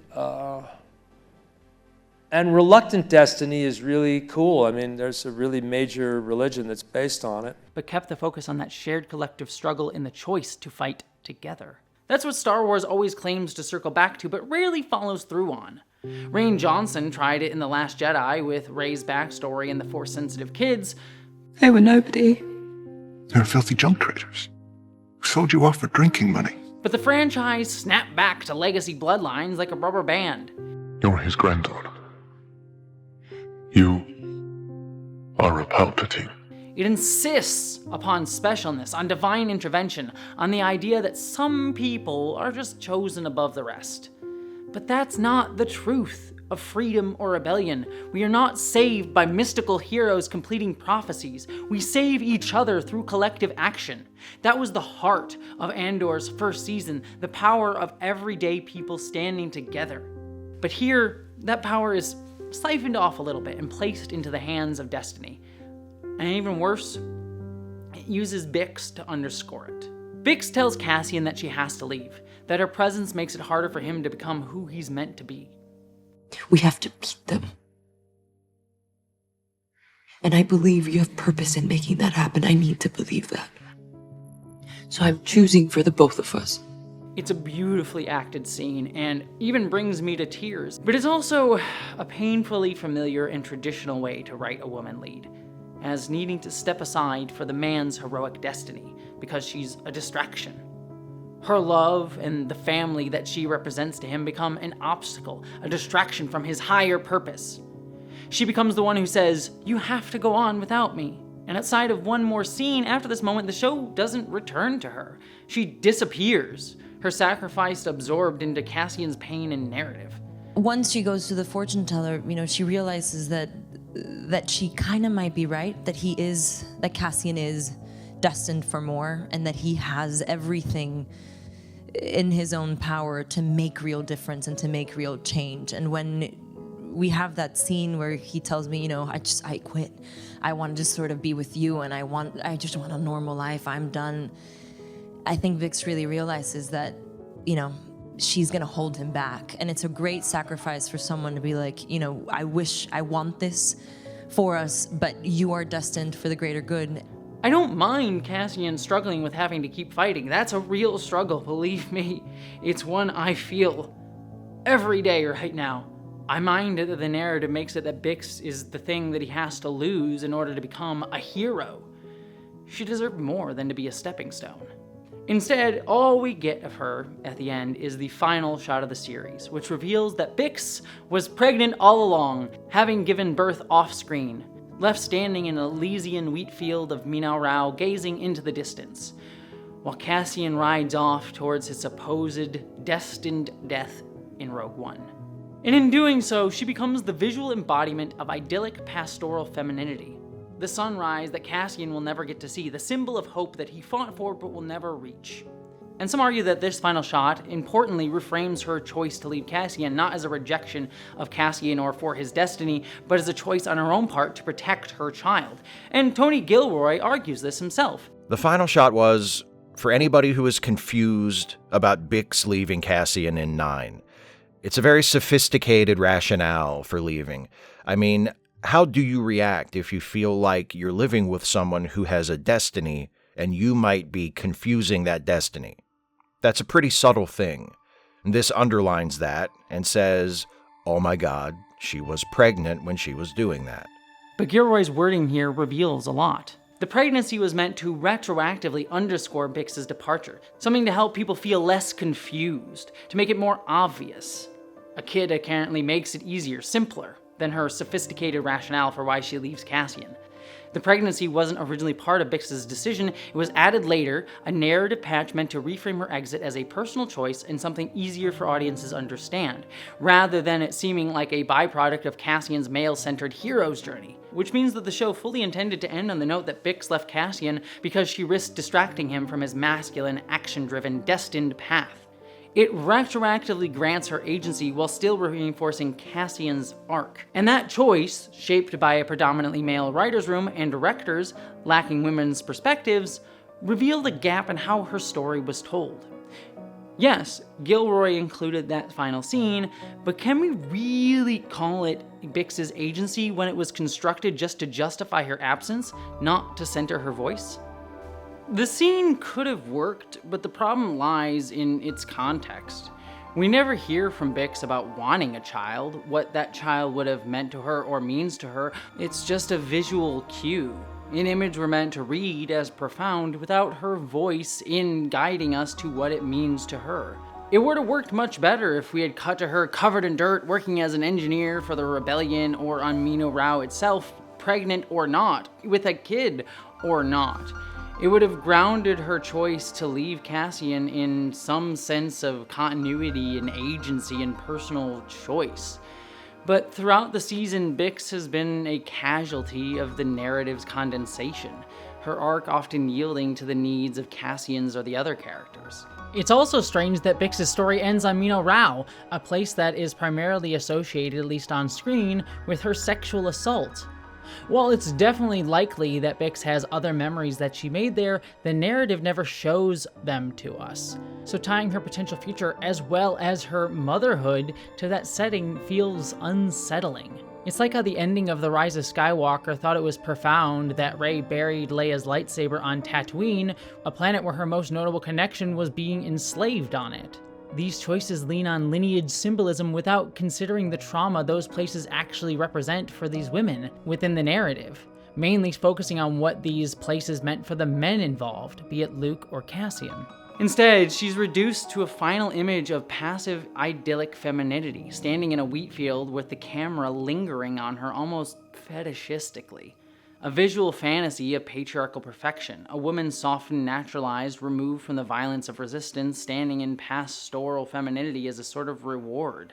This is underscored by the fact that the final image is both juxtaposed with Cassian leaving Yavin to go to Rogue One, and also visually mirrors Cassian's own death in Rogue One, a poetic visual inverse where he dies for the rebellion while Bix nurtures his biological legacy. Gilroy even admitted this.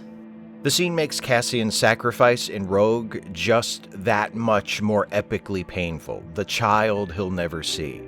I was desperate to end on a hopeful note. Rebellions are built on hope isn't just a t-shirt, it's a legit flame. To be fair, I think the hope that Gilroy intends here is meant to reflect what we saw earlier in Mino Rau, a world of collective care that Cassian and Bix have dreamed of, now made real for her and their child. The kind of community that the rebellion is supposedly fighting to protect. But again, we never hear about what that means to Bix. Her story is framed only as contrast to Cassian's death and his loss. And that framing seems to build upon the assumption that his death is more tragic not because he died for a future, but because he lost the supposed reward, a heterosexual family. The tragedy then becomes that he never got to retire into pastoral fantasy, where biological reproduction becomes the ultimate measure of worth and legacy. Yes, Cassian deserved a life, he deserved love, he deserved a family, he deserved not to die on Scarif. His death was gutting, but it wasn't meaningless without a biological child there, it mattered regardless. But Andor leans on a traditional shorthand to code that loss, not through showing us the community he built or the galaxy he helped save, but through the child he never met and the heterosexual family he never seemed to vocalize wanting. It's a very specific image that he never voiced wanting, yet the show frames it as a natural thing he must have wanted. Yes, he did say he wanted a life with Bix, but we're never told he wanted to become a father. That desire is assumed, mapped onto him by our cultural expectation, a narrative shortcut built on heterosexual norms of our society today. It's a visual shorthand that our society often uses, rooted in patriarchal imagery for pastoral femininity. And it also gives this subtle implication that because Cassian had a child, it somehow makes it better. His story lives on. It's a hollow biological marker of legacy. It reduces everything he fought for to bloodlines, not solidarity, not memory, not cultural resistance. A visual of a brick laid on Ferrix and his name would have said so much more to me, meant so much more based on the context of a show rather than a child. It would have shown that his legacy was in the people that he fought for, the culture that he held on to, not a child he never seemed to seek. Instead, we get patriarchal myth-making, the woman in the wheat field, fertile with a legacy the man will never return to plow.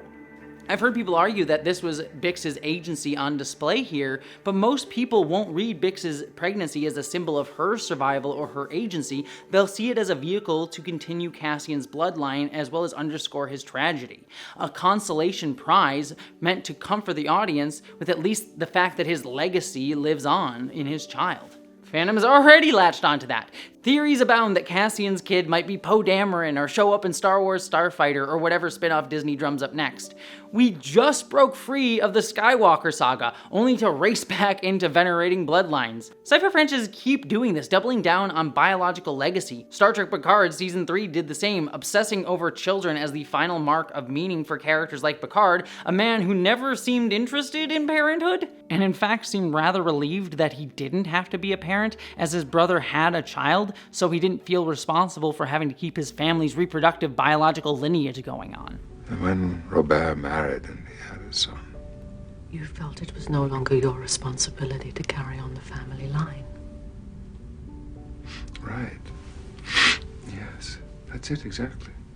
It's emblematic of how deeply our broader culture fetishizes bloodlines as the pinnacle of legacy, that we need to constantly replicate ourselves through having babies. I hope we never see this child again, but given Disney's track record and relentless appetite for IP expansion, I doubt we'll be so lucky. Even Tony Gilroy himself said, Let's be honest, Disney owns that child. And if that child should return, as much as I want to believe that Bix, Phyrexian culture, and revolutionary spirit will be the thing that will shape that child's story, I can't shake the feeling that Disney will probably center it around Cassian's legacy. The kid looking at images of their dead father and wondering what they could have had and maybe aspiring to be like him, just like their dad. I can even write a scene for you. I bet you the kid will be about to run off to adventure but be unsure about it, and Bix will come into their room, sit down next to them and said, you know, your father would have done it. And then the next scene is them flying off to whatever adventure that movie's gonna be. It's not like Star Wars hasn't done this before. Revenge of the Sith reduced my absolute favorite Padme Amidala, once a queen and also a senator, to mostly a vessel for the Skywalker twins. Her political power, her fire, her intelligence, all were stripped away to make room for motherhood. The Rise of Skywalker repeats the same pattern. Rey's entire arc collapses into bloodline politics, casting her as a Palpatine who only chooses at the end the name Skywalker, undercutting The Last Jedi's radical message that legacy is more than genetics. Rey Skywalker. Bix's pregnancy falls into very much the same trap. A deep and interesting woman character flattened into a symbol of male legacy. This is what queer theorists like Lee Edelman have called reproductive futurism. A culture obsessed with children as the only meaningful future. In that framework, everything different, queer bodies, queer politics, radical refusal, is cast as selfish, antisocial, and a threat to continuity. Choosing not to continually replicate yourself, which many queer people do, is seen as a threat to social order. And that's the unspoken logic behind an ending like this. The idea that Cassian's sacrifice is made meaningful because it protects a child, and that he got to have a child. The fulfillment of a larger cultural fantasy. And Andor, for all its brilliance in exposing systemic violence, falls into that trap, the same biases that our culture builds itself on. That final image of Bix, fertile, quiet, pastoral, echoes fascist visual tropes of idealized femininity. It's a tableau with deep roots in eugenics propaganda that we can see in literal Nazi and especially fascist Italy propaganda that showed women often surrounded in wheat fields, fertile mothers helping fertilize the land and the bearers of the fascist nation's future. Fertile, domestic, pastoral, and mothers, while men waged heroic wars for the state. The similarity with the shot of Bix to these images is deeply uncomfortable. To be clear, this isn't to accuse Andor of supporting fascist imagery, but rather to recognize how this final shot draws from a broader Western visual grammar steeped in eugenics and colonial logics that fascism builds itself out of as self-evident. By placing a woman of color into a frame historically used to uphold racial purity and gendered submission without critique or subversion, the show inadvertently reproduces the aesthetics of a violently exclusionary future, the same future of replication of the present that systems of power always try to feed us. That we can only make a future that is the same as the past, a restoration of order, of what came before, of what we know to inherently be true. This supposed self-evident logic is used to erase the past to say everything has always been this way, and it argues that women don't belong in action. They're meant to be passive domestic vessels for reproduction in order to continue civilization, or else it will collapse. It's the same fascist logic weaponized today through things like anti-trans propaganda, but ultimately being used to control women and force them into roles that uphold endless reproductive futurism, repeating the same oppressive society over and over again. I think everything is built on biology, on nature, and gender roles are a function of nature. And I think if you scramble that, if you confuse that, if you convince people that there's no difference between men and women, like that's when civilization falls. Then you have like women fighting your wars. Being a fighter for the rebellion and being a mom are not mutually exclusive ideas. The show gestures towards hope, towards survival, but uses the oldest visual shorthand to do it. Motherhood is destiny, femininity is fertility, the future as a child. It's the kind of image Empire thrives upon.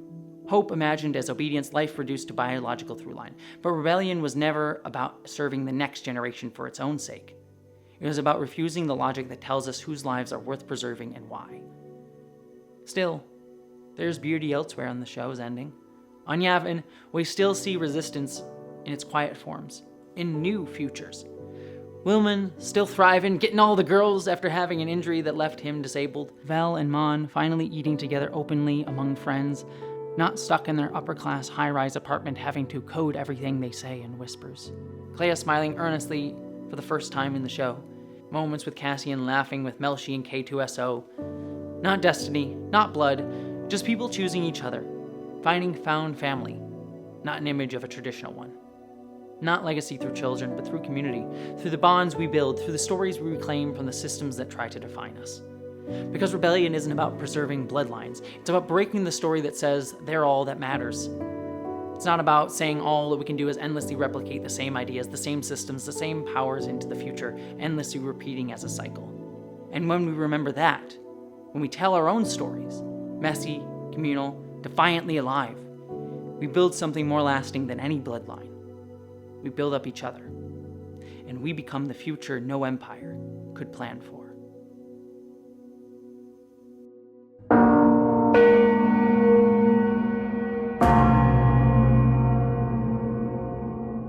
So, great-minded people, abide in the kernel, not the husk.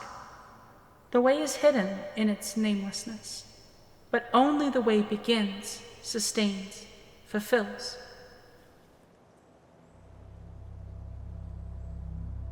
In the episode of Star Wars Rebels that canonically follows Mon Mothma's sudden escape, she declares, I have no fear as I take new action. We will not rest until we bring an end to the Empire, until we restore our Republic. I think about that phrase weirdly often. New action, but to restore. To restore the very systems of power that led to the Empire in the first place. The same system that came and exploited and destroyed Cassian's home planet before, as Marva says, he even had a chance. Everything you've been through, everything that was taken away from you before you even started. And in Star Wars history, we know how this story ends. The New Republic is born from the ashes of the Empire, but it withers into the First Order. Another decayed, infantile version of the Empire lashing out in anger, and even more genocide led by rageful young men who feel that they have no culture, identity, or destiny. It's ironic that this choice in The Force Awakens, and now being backfilled by Dave Filoni in works like Ahsoka and The Mandalorian, was made by Disney so they could just sell the same story of Star Wars over and over again, use the aesthetic of the franchise to back a brand built on resistance and hope without ever critically analyzing its cycles of the stories that it should have gone on to tell. To push the story forward to new places by restoring them to the old narratives. New action, but to restore. You know, it's like poetry, so if they rhyme, every stanza kind of rhymes with the last one. It mirrors the very same mechanisms that we perpetuate in our culture today. Nostalgia dressed up as progress, restoration disguised as revolution. Your hopes and your dreams will define our American destiny. And yes, together, we will make America great again. We'll restore hope and we'll welcome them into a great national crusade to make America great again. Tony Gilroy has said that Andor pulls from the cycles of oppression throughout history, and he's right. But what we rarely interrogate is why those cycles persist. Why we keep restoring the systems that made us sick in the first place. Even in a galaxy of infinite imagination, Star Wars struggles to imagine anything other than restoration.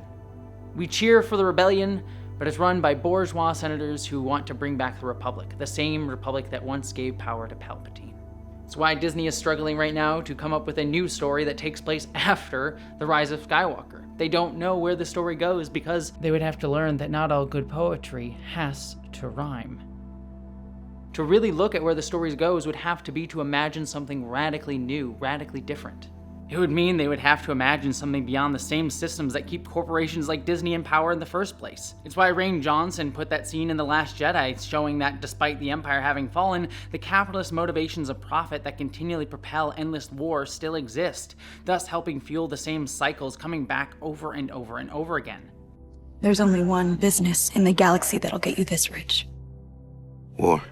The same systems of exploitation that existed before the Empire and destroyed Cassian's home that extended well beyond it. We see this same struggle and inability to imagine something new playing out today here in real life. In America, for example, We're told to fight the fascism that has crept into all of our institutions by restoring those same institutions to what they were. Instead of an administration working to advance America's highest ideals, we are witnessing the wholesale abandonment of those ideals. Running for office is as important as ever. So please, everyone here, please keep doing what you are doing. And to everyone, let's lock it in. The same institutions that have always propped up white supremacy, patriarchy, and empire. Institutions that have been complicit in genocide for decades. From the US's violent colonial past to its ongoing support of Israeli war crimes in Gaza. American presidents and the American people in the future will support all out the survival of Israel if it's attacked. As a trans person, I'm constantly told that my ability to survive is necessitated on restoring the old system. That the goal in the fight against someone like Trump is to return to the United States liberal democracy. The same system that spent decades, centuries, erasing the history of my community and stripping away our ability to live as ourselves. With a homosexual, your parents are going to know about it first. And you will be caught. Don't think you won't be caught. Because this is one thing you cannot get away with. This is one thing that if you don't get caught by us, you'll be caught by yourself. A system that only yielded after we fought in the streets. A system that asked us to assimilate, to see things like marriage equality or the right to fight in the military as the pinnacle of inclusion, when they really were just enticements, traps, distractions from true liberation. The same system that tries to use my identity as a fracture point in solidarity against others fighting the same systems. I'm told to fear people like the Palestinians rather than mourning their deaths. The argument goes, they'd throw you off a roof if you were there, so why should you care? We wondered if the people who were celebrating gays for Gaza might want to learn what happens to gays in Gaza. Hamas throws them off buildings. As if it's not our shared oppressors doing the killing of both of us. As if solidarity has to be deserved. New action to restore. These systems continually create new Palpatines all the time. Systems like fascism, colonialism, capitalism are designed to replicate themselves endlessly over and over into the future to prevent connection, because connection breeds revolution, something new, new imagination, new sparks in the connections between us. That's what Andor dared to show. Not restoration, but the cracks, fractures, the little spaces where something new might grow. That's why the limitations of the show's second season sting a little bit. Because while Andor hints at the fire of evolution, it sometimes channels that fire back into the old machines. Cinta's death, Bix's sidelining, these aren't just narrative decisions, they're reflections of a creative team that, for all of its brilliance, and believe me, it is fucking brilliant, didn't always reflect the people most often erased by these same systems they were writing about. The writers' rooms and directors' chairs, especially in season 2, were overwhelmingly cis, straight, and white. That doesn't mean the show wasn't smart, incisive, or powerful, or that the writers are somehow secret racists or whatever. The very fact that I was able to write this long of a video about all of its nuances speaks to how masterful it was, and how much I love it so deeply. I'm so glad to finally have a feast of riches in Star Wars, something that I've loved for most of my life. Between its 2 seasons, it truly is one of the best works of episodic visual science fiction I've ever seen. But the work of revolution in storytelling wasn't complete. Without queer women, without trans people, without Black and Indigenous voices, without the voices of many of the oppressed, too much of the writing defaulted to old frameworks, especially at the end. Queerness as tragedy, womanhood as sacrifice, racialized suffering as the only story that racialized people get to tell. And by not having people unlike them in the writer's room, the show lost an opportunity, not just for better storytelling, but for growth for all of us. More people could have learned from those clearly talented writers. But too often, mentorship is reserved for those who look like their mentors, people who remind them of themselves. That creates a cycle too, where only familiar perspectives get nurtured, instead of building a space where talent and insight can be shared across difference. Every writer has biases, stories we're raised to accept as truth. It's what our culture tries to incept into us as normal. And it takes all of us together to unlearn those stories, to listen to each other, to hear what else there is. Because there's so much humanity can be that we can't just know on our own. It takes all of that to hear through the lies, to tell something truer. to know that there are multiple truths. That absence of people in the room, people willing and able to challenge what's expected, meant those biases sometimes went unchecked. That's why those biases continue to go unchecked, not just in Andor, but everywhere. And while I love Andor, and always will, I also believe the stories we tell about revolution should be as radically inclusive as the world we're trying to build. Not just in the diversity on screen, but in the narratives that they tell. That's the work. That's the practice. And it should have started in the room. And yet, it's important to recognize that people are always carving out spaces within these narratives anyways. We always find ourselves. Women of color, for example, and shout out to this Blue Sky user, have reframed Bix's ending not as an acquiescence to heteropatriarchal futurism, but as an act of anti-colonial resistance. Historically, the weaponization of reproductive violence has been used to erase numerous marginalized cultures. In the US alone, over 70,000 indigenous women were sterilized just in the 1970s. Over 2,000 Mexican American women in California were sterilized during that same decade as well. Puerto Rican women, like the lineage of Adira Adrona, who plays Bix, were sterilized en masse by the US government throughout our history. These programs directly inspired Nazi Germany's programs, even if many historians often try to hide that connection. Today, in Gaza, 70% of the reported dead are women and children, and thousands of pregnant women are giving birth in unsafe, often lethal conditions. There are multiple eyewitness accounts of pregnant women being killed by Israeli soldiers, including while trying to access healthcare. In that context, raising a child within your culture becomes an act of defiance. Not reproduction as bloodline, but as survival, not to serve empire, but to defy erasure. In that framing, Bix's choice isn't passive or patriarchal or reproductive futurism, it's revolutionary. It may not be the show's intention, it may not be what most people will read out of it, but it's a reading we can claim. Reclaiming that image, reclaiming Bix's story, is a refusal to let empire decide what survival looks like. As a trans woman, I spent my life finding fragments of myself in other people's stories, because our culture will always find space and empathy for men like Cyril. We'll build whole arcs around their potential, their almost redemption. We treat their pain as profound. Meanwhile, people like Cinta or Bix, queer, brown, principled from the start, get treated like obstacles or afterthoughts. But that can change. And it starts by reframing what legacy we believe we're a part of. There's a constant discussion that gets brought up about Andor, about how frustrating it is that the show is so good, yet it's quote-unquote all for nothing, because the New Republic will eventually fall and the First Order will rise just a few years later. That Cassian's sacrifice and everyone else's meant nothing. But again, that misses the point. Fascism, or more accurately, abuse of power and crystallization of power, always finds new ways to return if we're not vigilant, if we don't fight it at its root. We're watching that cycle play out again today. But the fact that that cycle wasn't broken doesn't mean the fight was meaningless. People got to live, to hope, to have a new day. It means we are part of a legacy, a lineage of resistance. Andor reminds us that as often as fascism resurfaces, so too does rebellion. It reminds me of a line from another show that I love, one that shares Andor's spirit. I don't care if the odds are against us. If we're going to lose, then we're going to go down fighting, so that when our descendants someday rise up against the Dominion, they'll know what they're made of. We keep on fighting, dreaming of a better world, in hopes of one day making something better. A sunrise on the horizon that we endlessly reach for.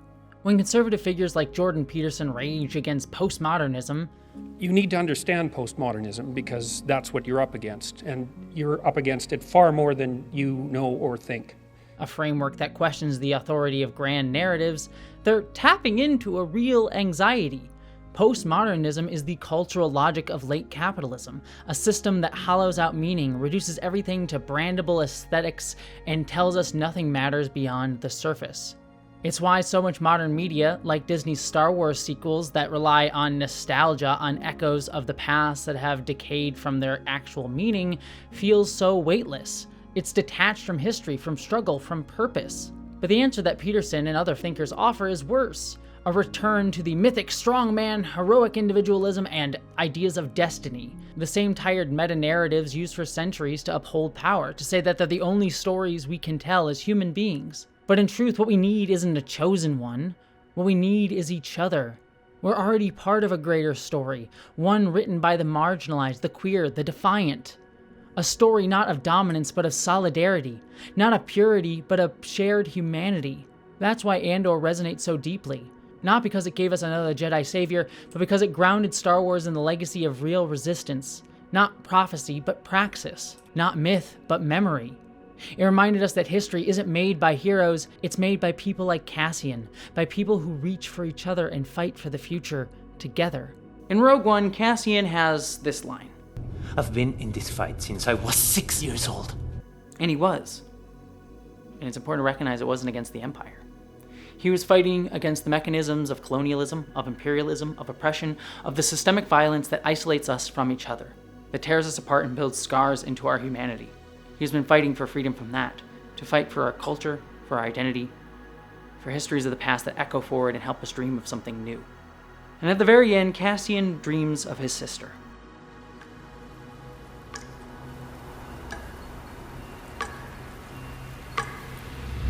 He carries her with him, just like so many of us from oppressed cultures carry our dead, not as a burden, but as a hope to build a better future. Cassian was never a chosen one. None of us are. You aren't. That's what makes him and us extraordinary. He was all of us. Any of us. Each of us. The potential is inside every one of us. He gave everything, not because of prophecy, but because he chose to. Because he kept choosing to. While Gilroy's quotes and the use of Bix clearly imply the intent is that Cassian is some destined messenger, I never read him that way. He's not a chosen one to me. He's an arbiter for something larger. The slow, hard, difficult building of community and uprising. It's why, if you notice, while Cassian is at all these places, Ferrix, Narkina 5, Gorman, he typically isn't one of the lead participants in any of the events, mostly there to witness. He shows up not because he is special, but because he understands that the work is shared, that no one builds a better world alone. Tell him what to do. It has to be you. Come on, Kino. You do this every day. Tell him what to do. That's what I have friends everywhere comes to mean. Not just a code, but a map of connections etched across scars and each other. I think that's what Luthen realizes when he talks to Cassian, that Cassian represented the connections that Luthen could never make, would never make, but needed to if the rebellion was going to live on. Unlike Luthen, Cassian knows that resistance isn't born from sacrifice alone or solitude, but from showing up again and again besides others, even when you start to question how much more you can give, even when it's hard, even when it's difficult. He's not the hero above us. He's the echo of all of us, present whenever we remember who we are to each other. This makes it worth it. This. Right now. Being with you, being here at the moment you step into the circle. Look at me. Cassian isn't the answer, the destiny. He's the question we all carry. What will you do when you re-find yourself and step into the circle? I'll see you along the road. This is where revolution lies. Not in destiny, but in defiance. If we want new worlds, we have to tell new stories. Andor couldn't break entirely free of every constraint. How could it? But it cracked something open. It gave us something to reclaim. I'm not a part of a legacy of a bloodline. I'm part of a legacy of action, a legacy of solidarity, a legacy of collectivity. And in claiming those stories, we make them ours. We take what wasn't meant for us and reshape it. That is the work of revolution too. There's a line from the Gorman bellhop to Cassian. Rebellions are built in hope. It's the same line that Cassian will one day give to Jyn, who gives it to the Rebel Alliance. Rebellions are built on hope. Hope passed hand to hand by those who will not always live to see its end, but it lives on. That's our legacy. And in the final moments of Andor, we see that. A quiet toast between Vel and Cassian. A list of names. Gorn. Nemik. Taramin. Cinta. The Gormans. Ferrix. Your mother. I'll be worried about you all the time. That's just love. Nothing you can do about that. The Danis. Spirti Mafante. Della greft mi stuvanstio. Aldani. Not a legacy of blood, but of shared struggle, solidarity, and remembering. Not in restoration, but in remembering those who fell dreaming of a sunrise on the horizon that we endlessly reach for. We may never see it, but we keep reaching for it. I burn my life to make a sunrise that I know I'll never see. The rebellion isn't built by the chosen, it's built by the ignored, by us, by the people who are the friction in the air that explodes to make something entirely new. That's the sunrise I want to see. We have friends everywhere. And rebellions are built on hope. You need to help each other. You get them moving and you keep them moving until we put this place behind us. If I could do it again, I'd wake up early and be fighting these bastards from the start. You're here! You're right here, and you're ready to fight! The day will come when all these skirmishes and battle, these moments of defiance, will have flooded the banks of the Empire's authority, and then there will be one too many. One single thing will break the siege. Remember this. Try. I do not think that life will change for the better without an assault on the establishment, which goes on exploiting the wretched of the earth. This belief lies at the heart of the concept of revolutionary suicide. Thus, it is better to oppose the forces that would drive me to self-murder than endure them. Although I risk the likelihood of death, there is at least the possibility, if not the probability, of changing intolerable conditions. This possibility is important because much in human existence is based upon hope, without any real understanding of the odds. Indeed, we are all, black and white alike, ill in the same way, mortally ill. But before we die, how should we live? I say with hope and dignity. And if premature death is the result, that death has a meaning reactionary suicide can never have. It is the price of self-respect. Revolutionary suicide does not mean that I and my comrades have a death wish. It means just the opposite. We have such a strong desire to live with hope and human dignity that existence without them is impossible. When reactionary forces crush us, we must move against these forces, even at the risk of death. We'll have to be driven out with a stick.